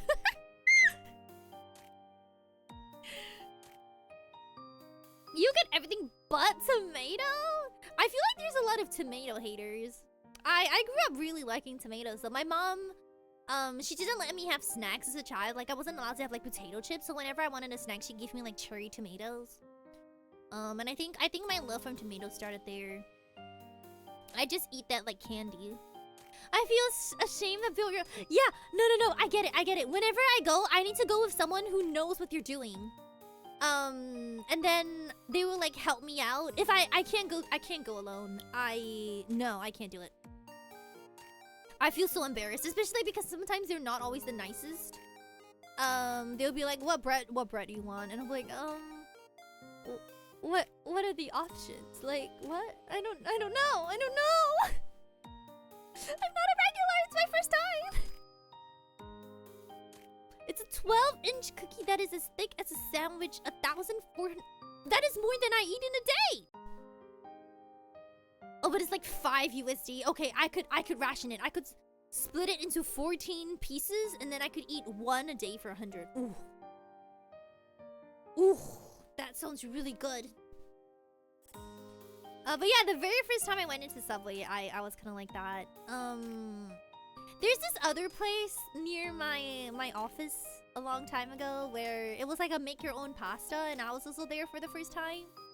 And then I tried my best to order, and then they were like, "Oh, what do you want? What pasta? What pasta?" It's just a simple question. I'm like, I'm sorry. I hate going to one of those places where you have to make decisions. Like, I don't... Thanks, vlogging, you're welcome. I never try to build your own option. Wait, what do you mean? In Subway, you have to build your own sandwich, right?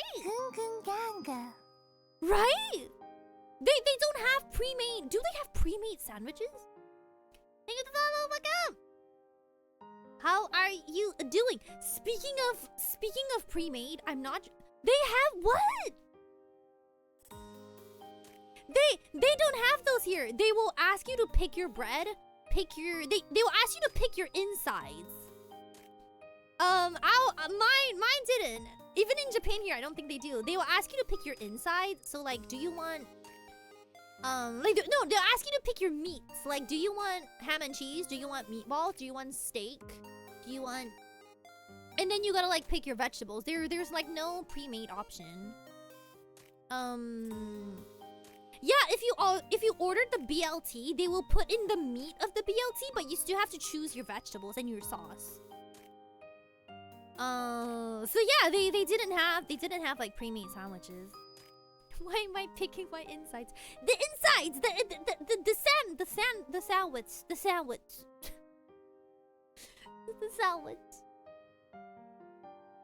Do you guys remember? I'm not sure if they had this in every country. Do you guys remember when McDonald's had like a build your own burger? The day they took that away was the day I died a little on the inside. I love that so much. Oh my goodness, I loved it. The build your own burger at McDonald's. I actually really love the build your own series because there's always gonna be something in a pre-made burger or something in a pre-made pizza that I don't like. But I don't have the option to take it out. But in the build your own burger, like, wow, I can put all my favorite things in it. And then they took it away. I was so sad. Have you tried Pizza Hut? I have, but not in Japan. In Japan, I mostly go for like Pizzala or Domino's. I've not tried the Pizza Hut here, but that's only because I don't really have a Pizza Hut near me. I don't actually have one near me. Ah, but man. Beyond Burger, where I am, is basically just... Yeah! When... I remember I used to do... My McDonald's burger order would be... patty, mushroom, cheese, mushrooms, like a black pepper and mayonnaise. That's it. And it was glorious. Those were the days. Those were the days of my cheese and mushroom burger. You can always ask for them to take things off. No, but I wanna add things and take things out. Cause they don't allow you to add. You can just like take stuff out. But now they don't serve it anymore. They don't serve mushrooms at McDonald's anymore. I don't know why. I love mushroom burgers. When I say that, I don't mean like vegetarian options, like the patty is the mushroom. No. I mean like beef. And then, like, a creamy mushroom sauce. Oh.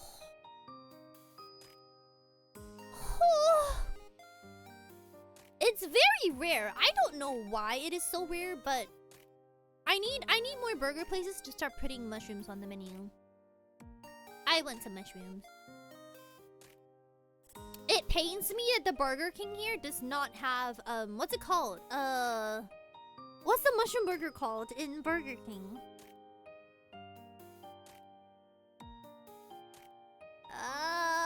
There's a name for it. Now I'm gonna look it up.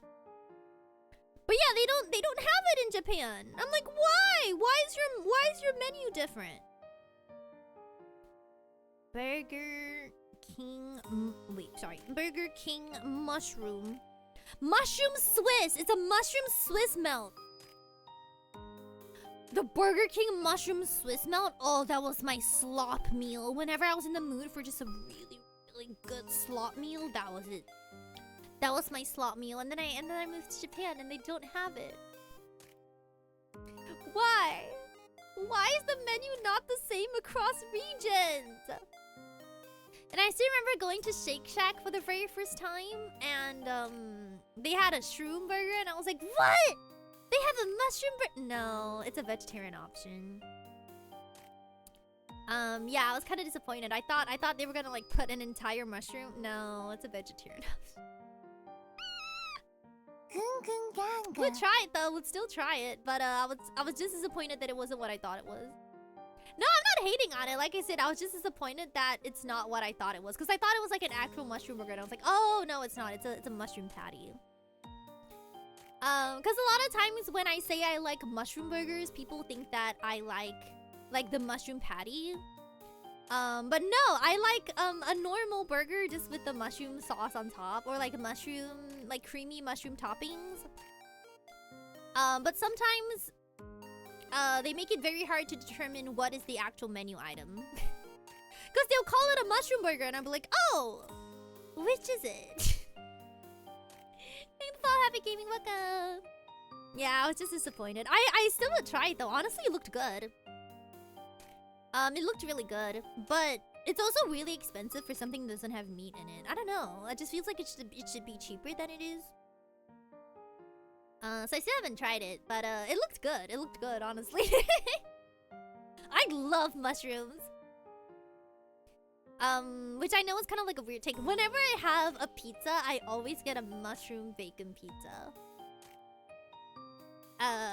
You guys may feel whatever way you would like to feel about that, but listen, mushroom bacon is such a good combination. If I'm going to go get a pasta, mushroom cream. I am a full-on mushroom enjoyer. Yeah, exactly. They have like a really, really good umami taste. But I for some reason, I know a lot of mushroom haters. Yeah, I know a lot of mushroom haters. I don't know why. I'm just thinking it's because of how strong the taste is. Like, if you really hate it, you really hate it. It's kind of like corn. because the taste is so distinct and so strong that if you hate it and you start tasting it in everything, it gets really, really annoying. So you know what? I get it. I get it. Mushroom haters, I hear you. I hear you. I hear you. I personally am a corn hater, and I would never grow out of that. Some mushrooms aren't cooked good. As in, like, they don't taste as good in certain cuisines, maybe? Some mushrooms aren't cooked good. What is an example of a mushroom that isn't cooked good? Oh, yeah, like, yeah, in certain dishes?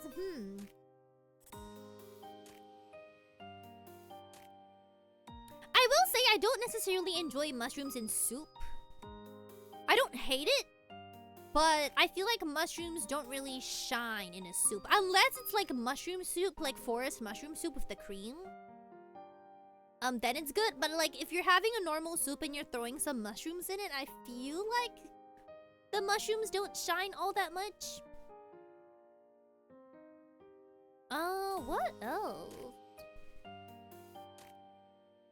And I guess it's also the type of mushrooms. I don't really enjoy. Yeah, if it's mushroom soup, it's good. But if it's just like a random soup, like for example, if it's like chicken noodle soup and then you throw some mushrooms in it, I'm like, oh, okay, that's a choice. I'm also not a fan of all mushrooms. Like for example, I'm not a hater of enokis, like the really long mushrooms. I'm not a hater, but I would not go out of my way to eat one. I don't know. I just don't like that it's really, really chewy, and sometimes I feel like I'm gonna choke on it. They have no taste. They're like a really, really common choice for like shabu shabu though. Whenever there's like shabu shabu, the enokis are always the most popular thing. I think it's because they absorb the taste of the soup. So I don't hate it necessarily, but I would not go out of my way to go eat one. Ooh, truffles. Ah, I love truffles. I really want to have like a good plate of truffle fries. The other day I went to Kaldi, which is kind of like an import store that sells like overseas goods. And they had truffle mayonnaise. It took everything in me to not get it. Oh my goodness, I wanted it so bad. Can you just imagine? You got your fried potatoes. Sorry, they're not called fried potatoes. What are they? French fries? You got your French fries? And then you put like truffle mayonnaise. Oh. Yes. I'm now really hungry. Have I told you about the Kaldi chocolate milk? Yes, you have. I have not been there since we've had this conversation.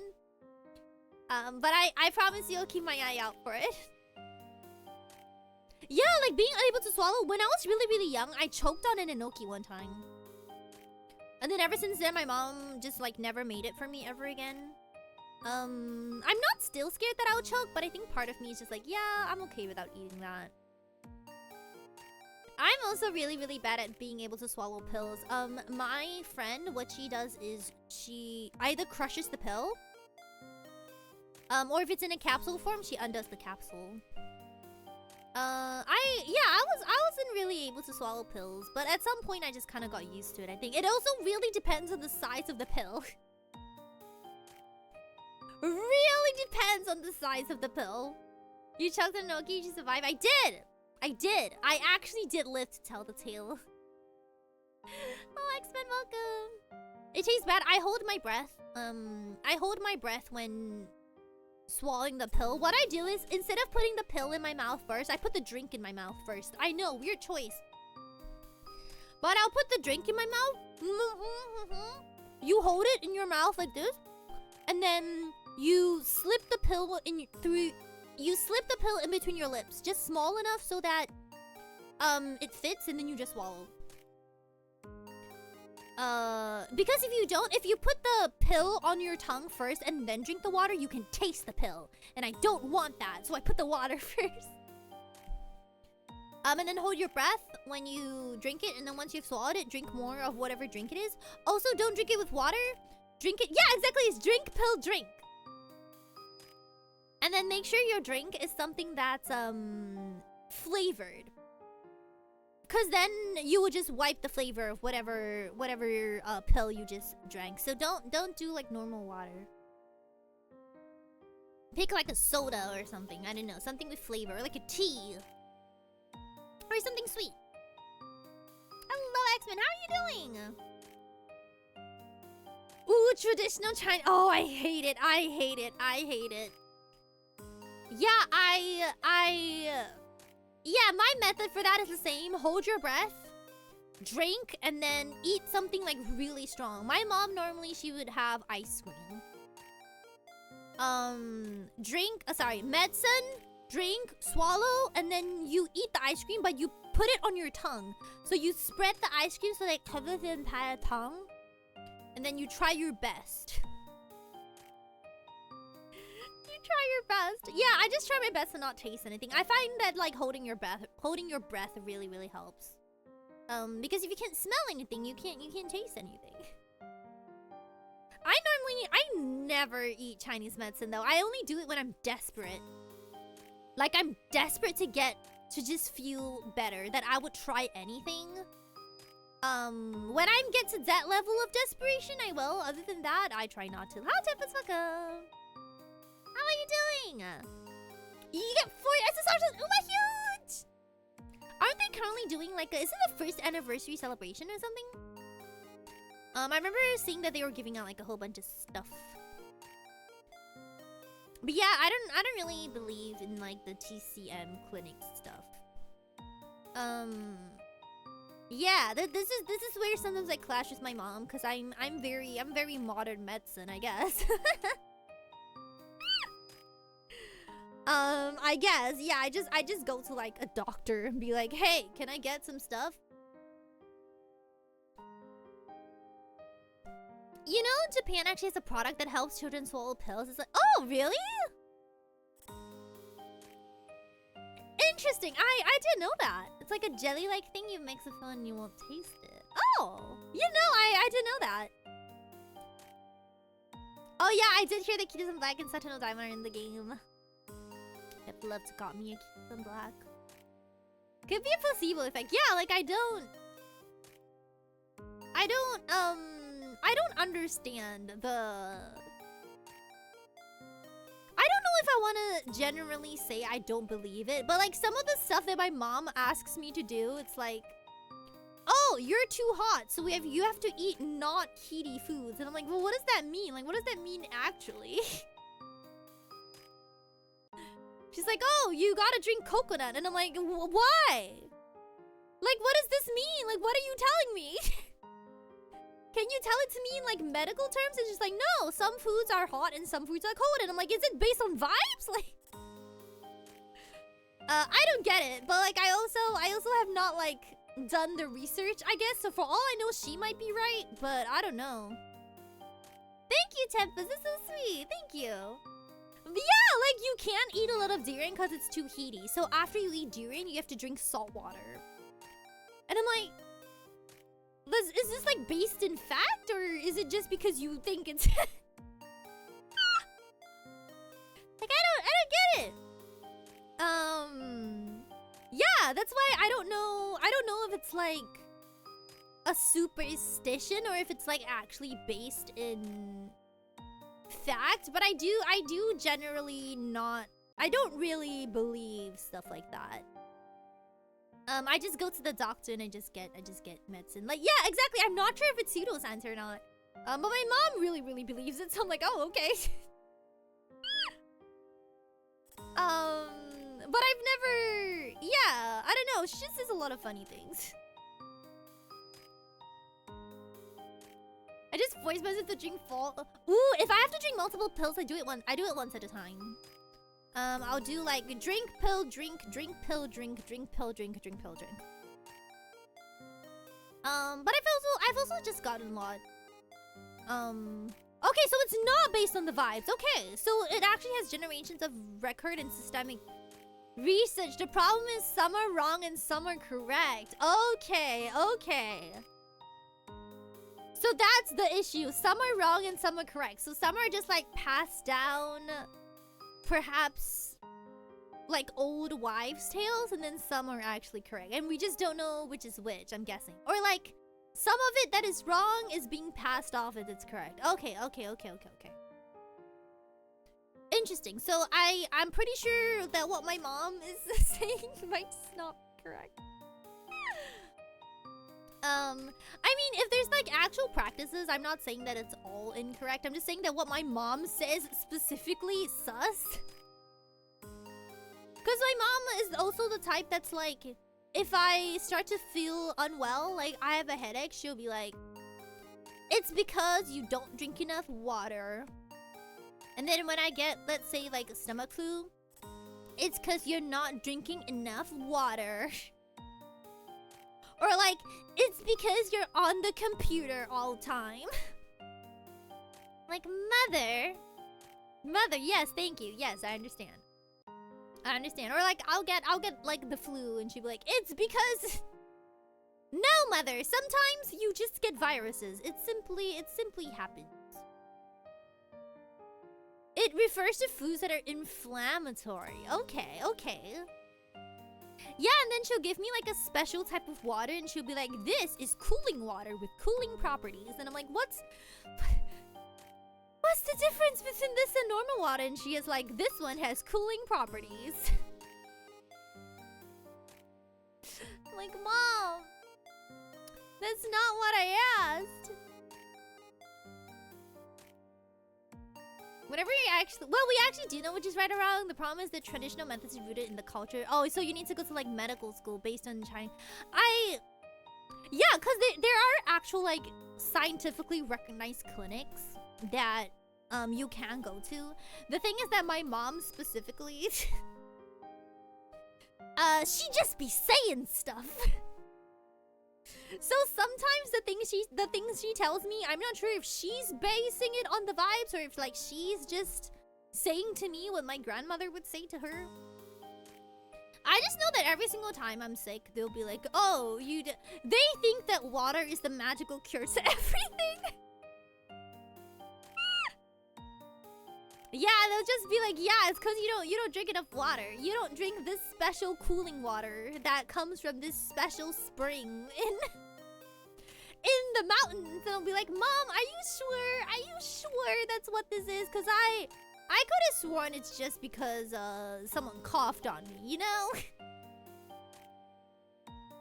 You're very heaty. Like, what does that mean? Yeah.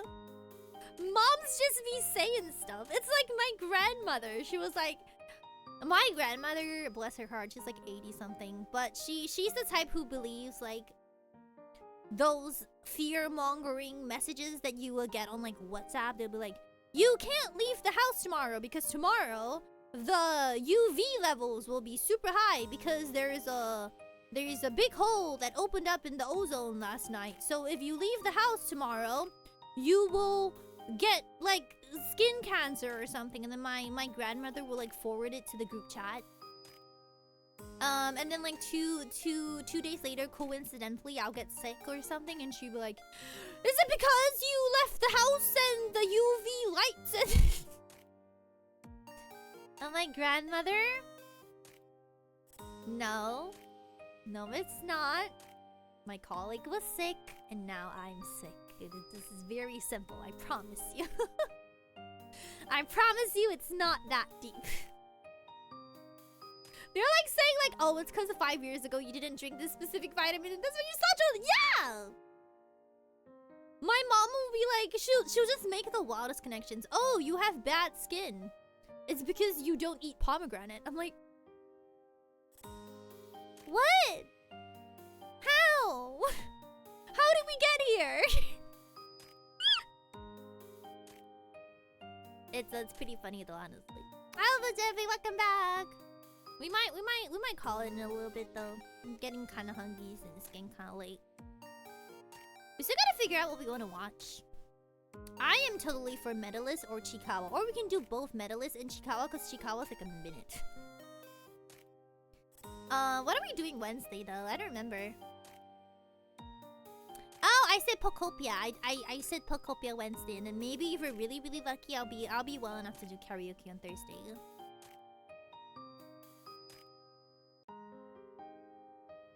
Ooh, sleepwalking. Maybe you should ask a medical, but yeah. If you're sleepwalking, honestly, I would just go to the doctor. I need to know more about the Chikara lore. Yeah, it's good. Gungunganga. Yeah, Alpha Jet. I am trying to convince everyone to watch Medalist. Did you hear? Did you hear about the movie announcement? Did you hear? Did you hear? Because next year it's coming out. I get low-key felt embarrassed every single time it got mentioned. My mom, I used to have a really bad hives problem.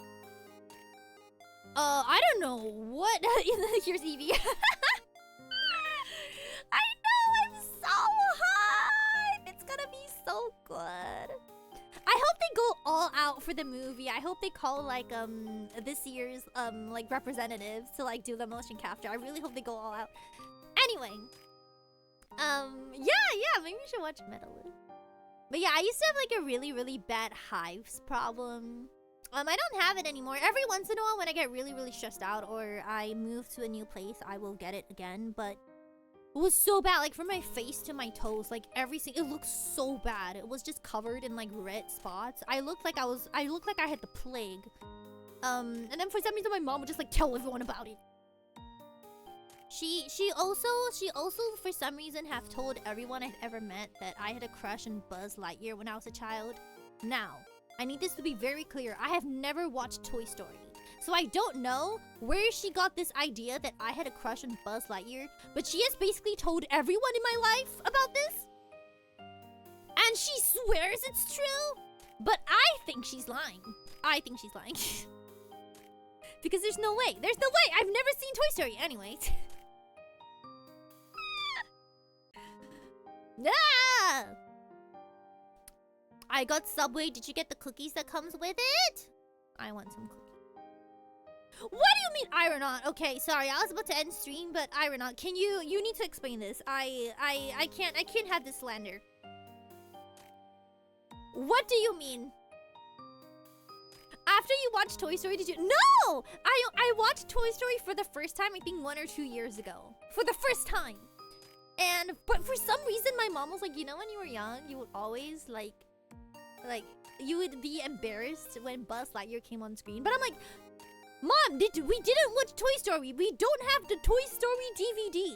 How could I possibly have watched it? And she was like, no, he's like from like a cartoon. I'm like, no, it's from a movie. Is there a cartoon for Toy Story? Like an episodic cartoon?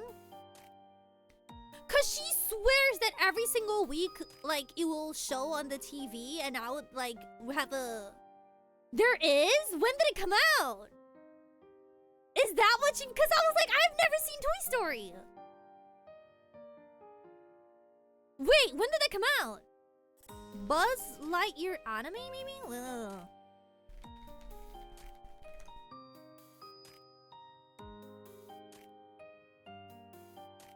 Oh, it came out in the 2000s? She probably makes Buzz Lightyear episode. But how would she know this word? Because my mom also has not seen Toy Story. Even till this day, she hasn't seen it. So how could she learn the name? Hi, Haley, welcome. Oh my goodness, is it the animated show? Was she right this entire time? It says here Buzz Lightyear A Star Command came out in 2000. So yeah, I would have been a kid then.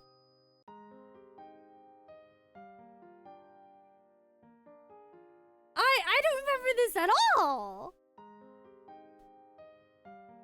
Is it possible? Is it possible that she didn't? Yeah, you guys remember it? Cause there is an animated series of Buzz Lightyear. No, but see, I only knew Buzz Lightyear.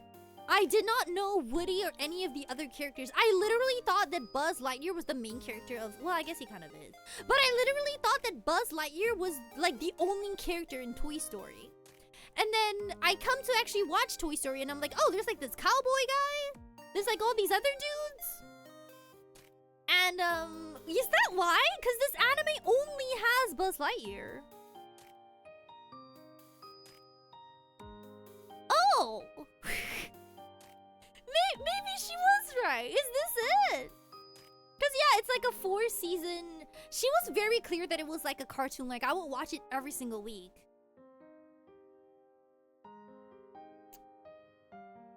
Huh. Yeah, it has Star Command. That's what I get from it. Maybe this is what she meant. You know what? I'm gonna look it up on my local on the name of my local. Oh, what was it? What was the kids channel called last time? It's not Cartoon Network. I don't remember. I gotta look it up. I need to know if it was broadcasting at the same time that I was a child. All these years, I thought she was lying. Maybe she was right. No, it couldn't have been a video game. We didn't do video games when I was younger. Maybe? See, because I always thought that she was either lying or she mixed it up. But, like, she was so specific. She was like, no, it is Buzz Lightyear. Like, she even knew what he looked like. And she was like, yeah, because she would watch it with me every single week in front of the TV. And she was like, yeah, I know the character. And I'm like, I've never seen Toy Story. And this was an argument that we had a long time. There is a show. I didn't know. I thought Toy Story was just the movie. Oh, I am never gonna tell her this. I'm gonna just keep pretending that I was right and she was lying. I'm just not gonna tell her about this. Oh, she's never gonna let me live it down. Maybe she was right. But I have no recollection of this. This was before I formed a memory, so I don't remember this at all. Yeah. I've not watched Toy Story. I watched it for the first time like a couple years ago because my roommate was like, you gotta. So I was like, okay. And then I watched like everything from 1 to 4. It was okay. Yeah, I don't really have like nostalgia. Disney Channel, they have Disney Plus. Hello, gonna wake up. Yeah, maybe it was Disney Channel. Did we have Disney Channel when I was younger? Cause I remember watching a lot of childhood shows, but not this one.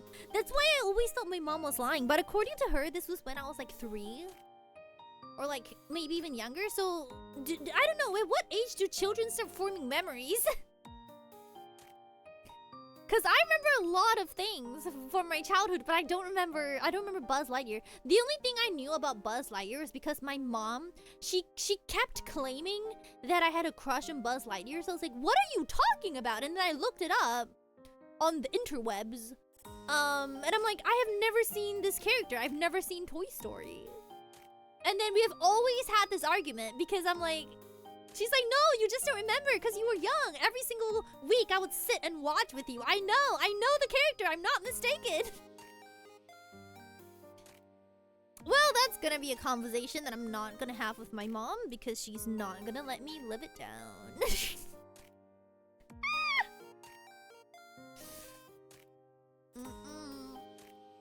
Yeah, it's a series show. Yeah, no, it was a series show. It wasn't like a one-time thing because, yeah, she remembered that it was a show, but the way she described it was she didn't describe Toy Story. She described it as like like a space show with like starships and stuff. And I'm like, that's not Toy Story. And then we always had this argument. But yeah, now I see there actually is a galactic space show where Buzz Lightyear is the main character. Okay. So, yeah, that's on me. Do I leave the baby girl to matter, baby?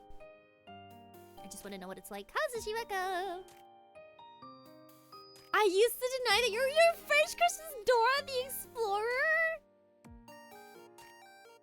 Oh, that's kind of cute though. I get it. My first anime crush, or like my first 2D crush that I remember, was the one I talked about where I watched Spirited Away for the first time when I was 5 and I had a crush on Haku. That was the very first one that I can remember. But according to my mom, Buzz Lightyear was when I was 3, so Yeah, according to her, like Buzz Lightyear wasn't even the only one. She said that I will get like a lot of crushes on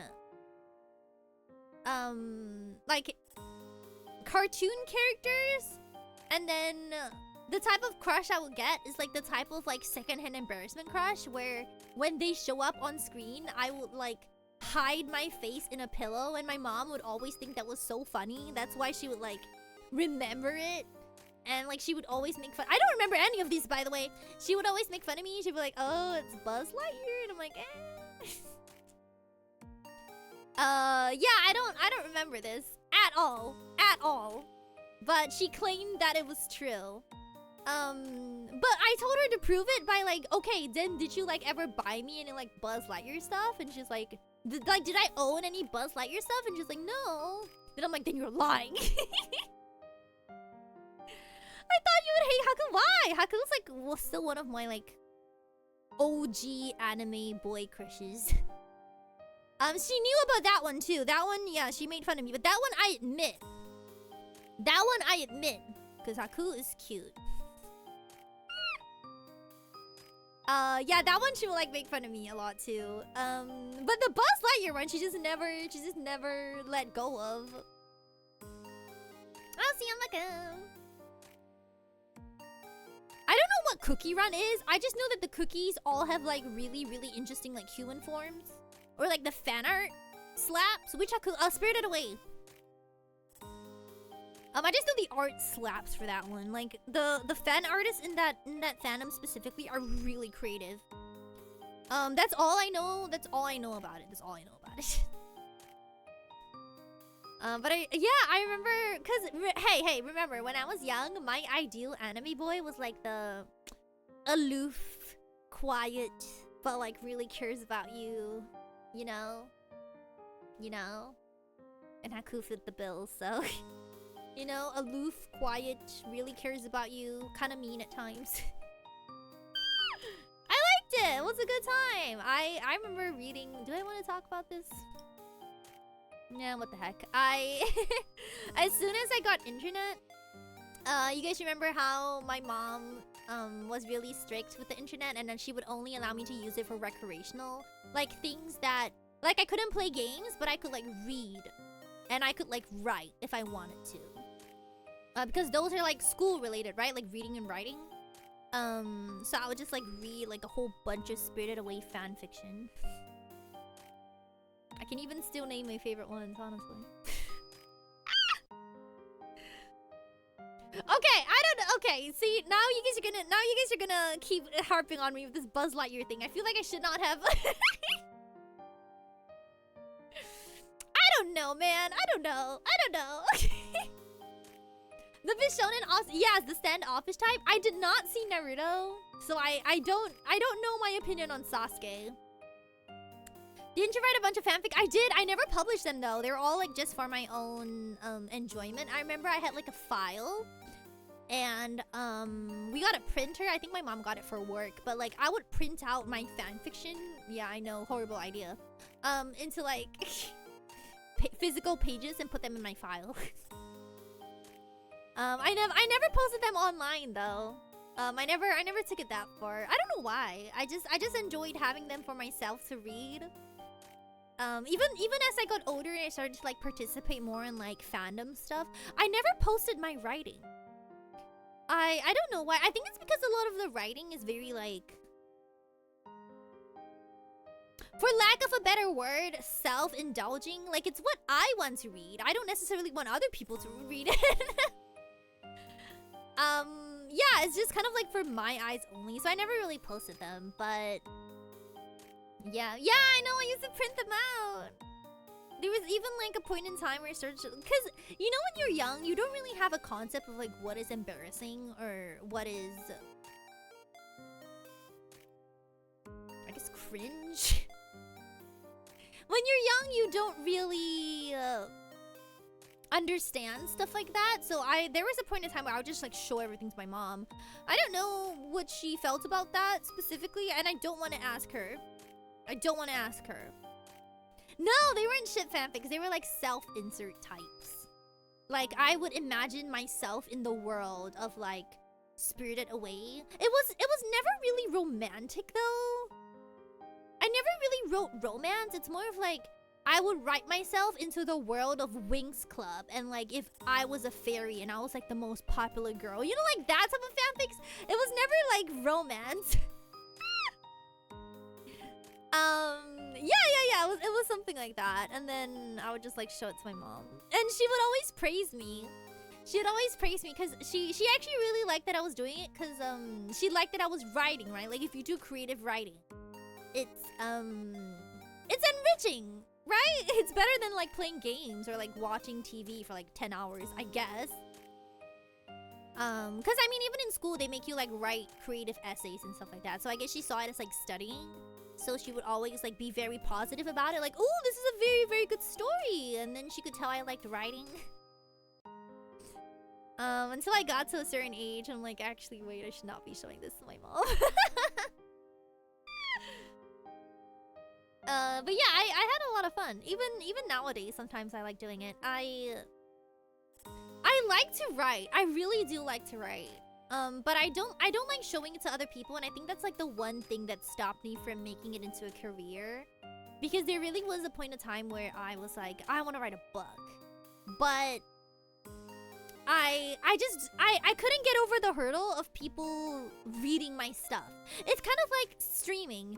If you can't get over the hurdle of people listening to your voice, then you can't really go on. And I could never get over the hurdle of like showing my work to people. Like, I don't know why that specifically I had so much trouble with. Okay, wait, let me see what you're not a fairy. When is shipping culture gonna die? I don't think it will. I mean, honestly, I don't really see anything wrong with it. Unless you're kind of like...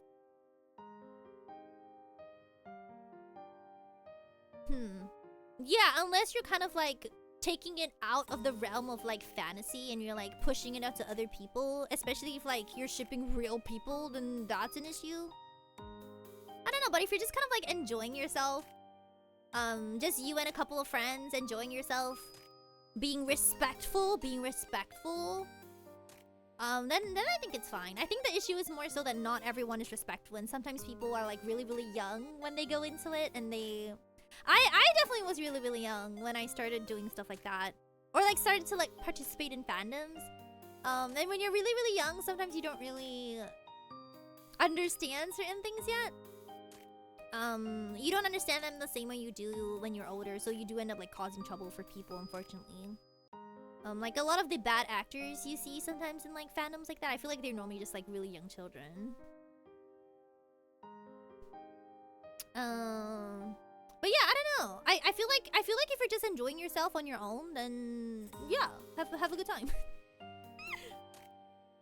Maybe if it was online, you could potentially use an aliasship pending, but IRL that feels... Yeah! No! I think the issue with me and why I didn't pursue writing is because, I get very, very invested. Very, very invested in the story and the characters and stuff like that, and, whatever I write, cause you would write what you enjoy, right? Whatever I write would just be what I come to enjoy, and showing it to other people feels embarrassing. Cause it's like, I'm showing you this entire book of things I like. Now read it. I don't know, it just feels like really, really embarrassing. Like, oh, I don't know. I gotta self-reflect on some of this. I gotta do some self-reflection because I don't understand what part of it is so embarrassing, but there's just something that's really, really embarrassing about showing someone what you've written. Let me see if I can put my finger on it. Because it feels like you're exposing yourself, right? Like, if I write a romance, and in the romance, there's, like, scenes where the characters are, like, pouring their hearts out to each other, and, like, being very emotionally vulnerable, right? Then I'm the one writing it, so it feels like I'm the one saying these things. And then to have other people see it, maybe this is just me. I don't know. Thank you for the follow, money. Welcome.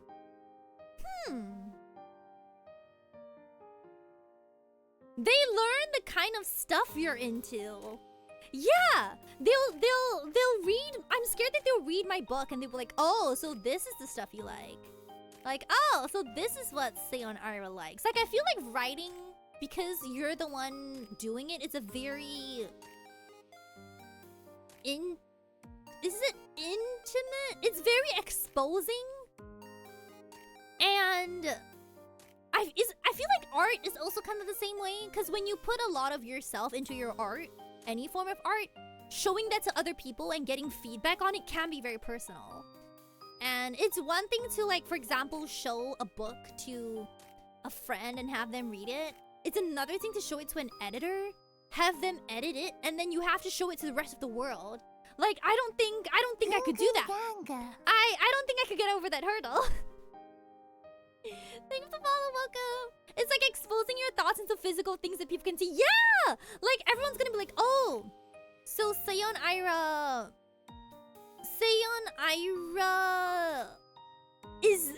this is what she likes. This is how she thinks. This is the type of content that she likes. And I'm like,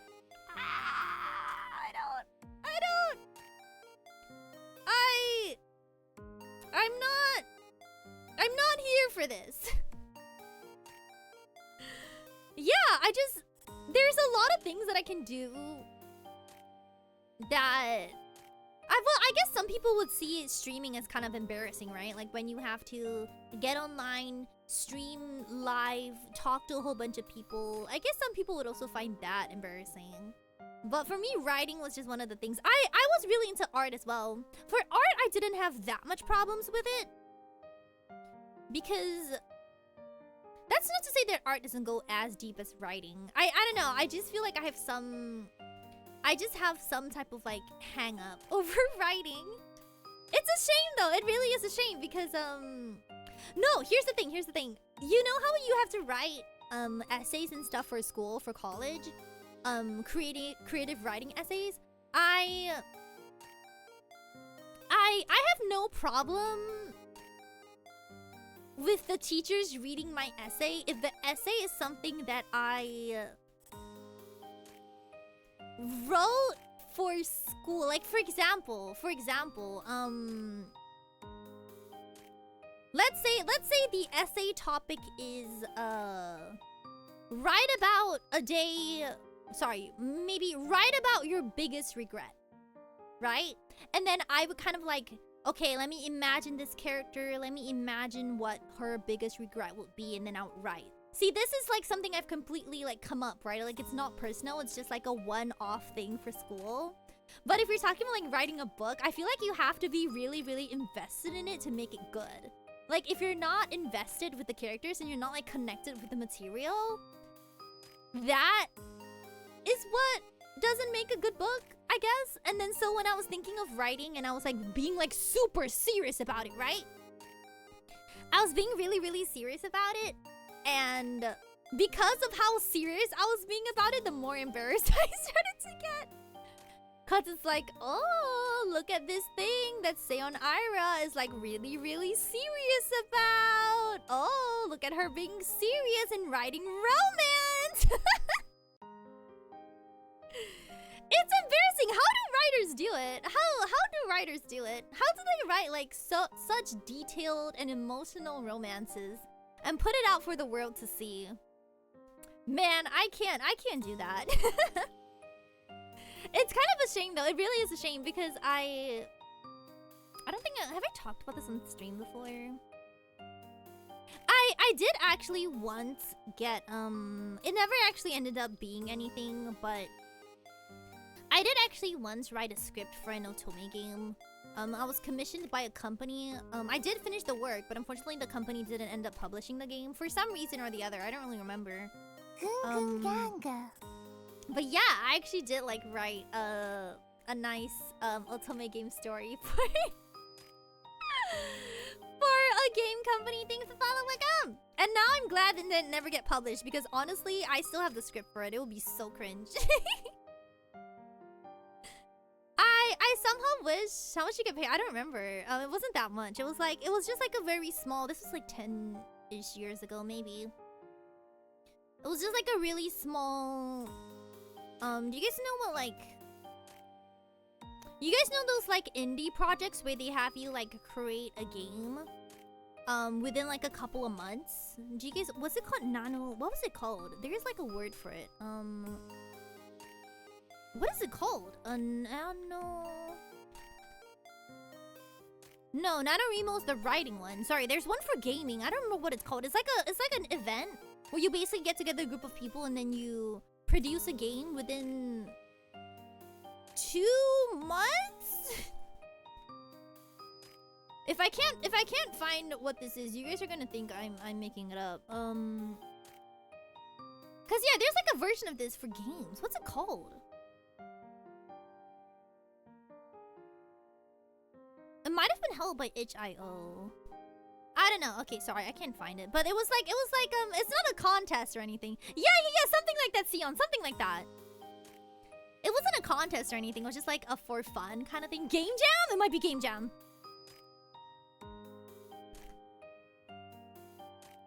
I think it was like a Game Jam, but this is like really long ago. We're talking like 2000, maybe 16. Did they have this all the way back then? Oh, they do! They did have game jams all the way back then, huh? Yeah, I think it was something like that. We didn't end up submitting, but I did write like a script for it.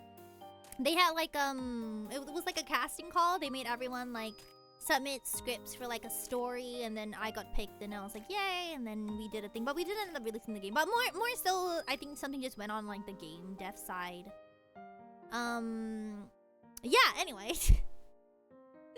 That was basically the closest I ever got to like really submitting something, and I remember like cringing so hard having to write any of the romance scenes, because if I want it to be good, I need to like put myself into it, right? But if I put all of myself into it, and then it's gonna be embarrassing because now everyone's gonna play it, and then what if everyone like hates it? I'm like, oh, okay. I didn't let that stop me back then. I still went for it, but still. I wish I was less immune. I wish I was less immune to cringe. I miss the times when I was unable to recognize, or like I didn't understand the concept of cringe, because honestly I feel like that was the most fun I ever had. When you don't care about what you're doing, and this is why I honestly feel really, really bad for like any kids growing up.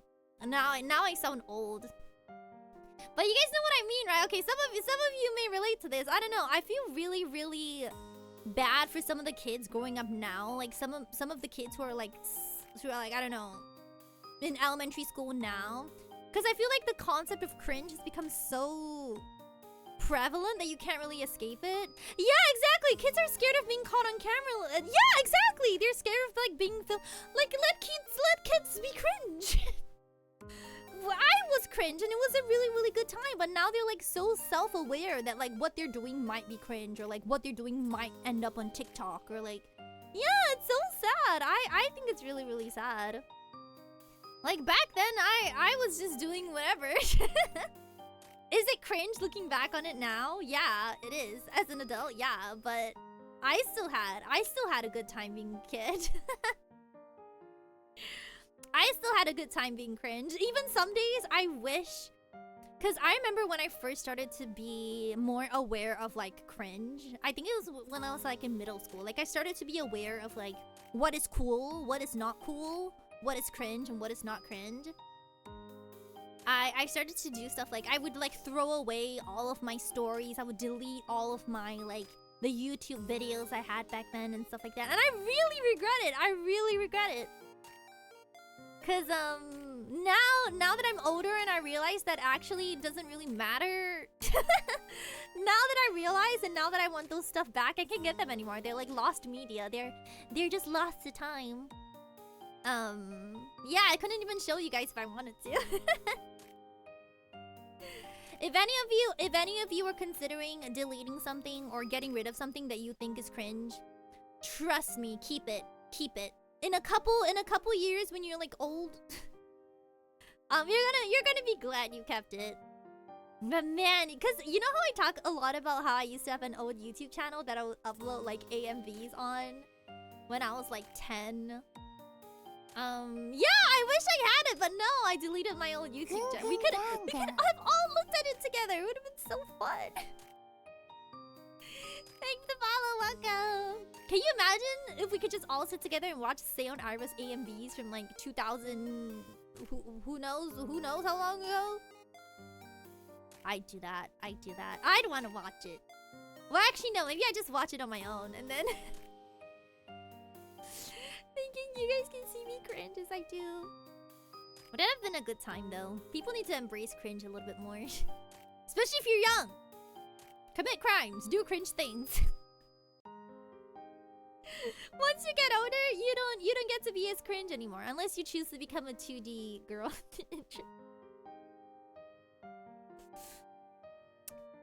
Then maybe. We cringe every day here. It is a normal occurrence.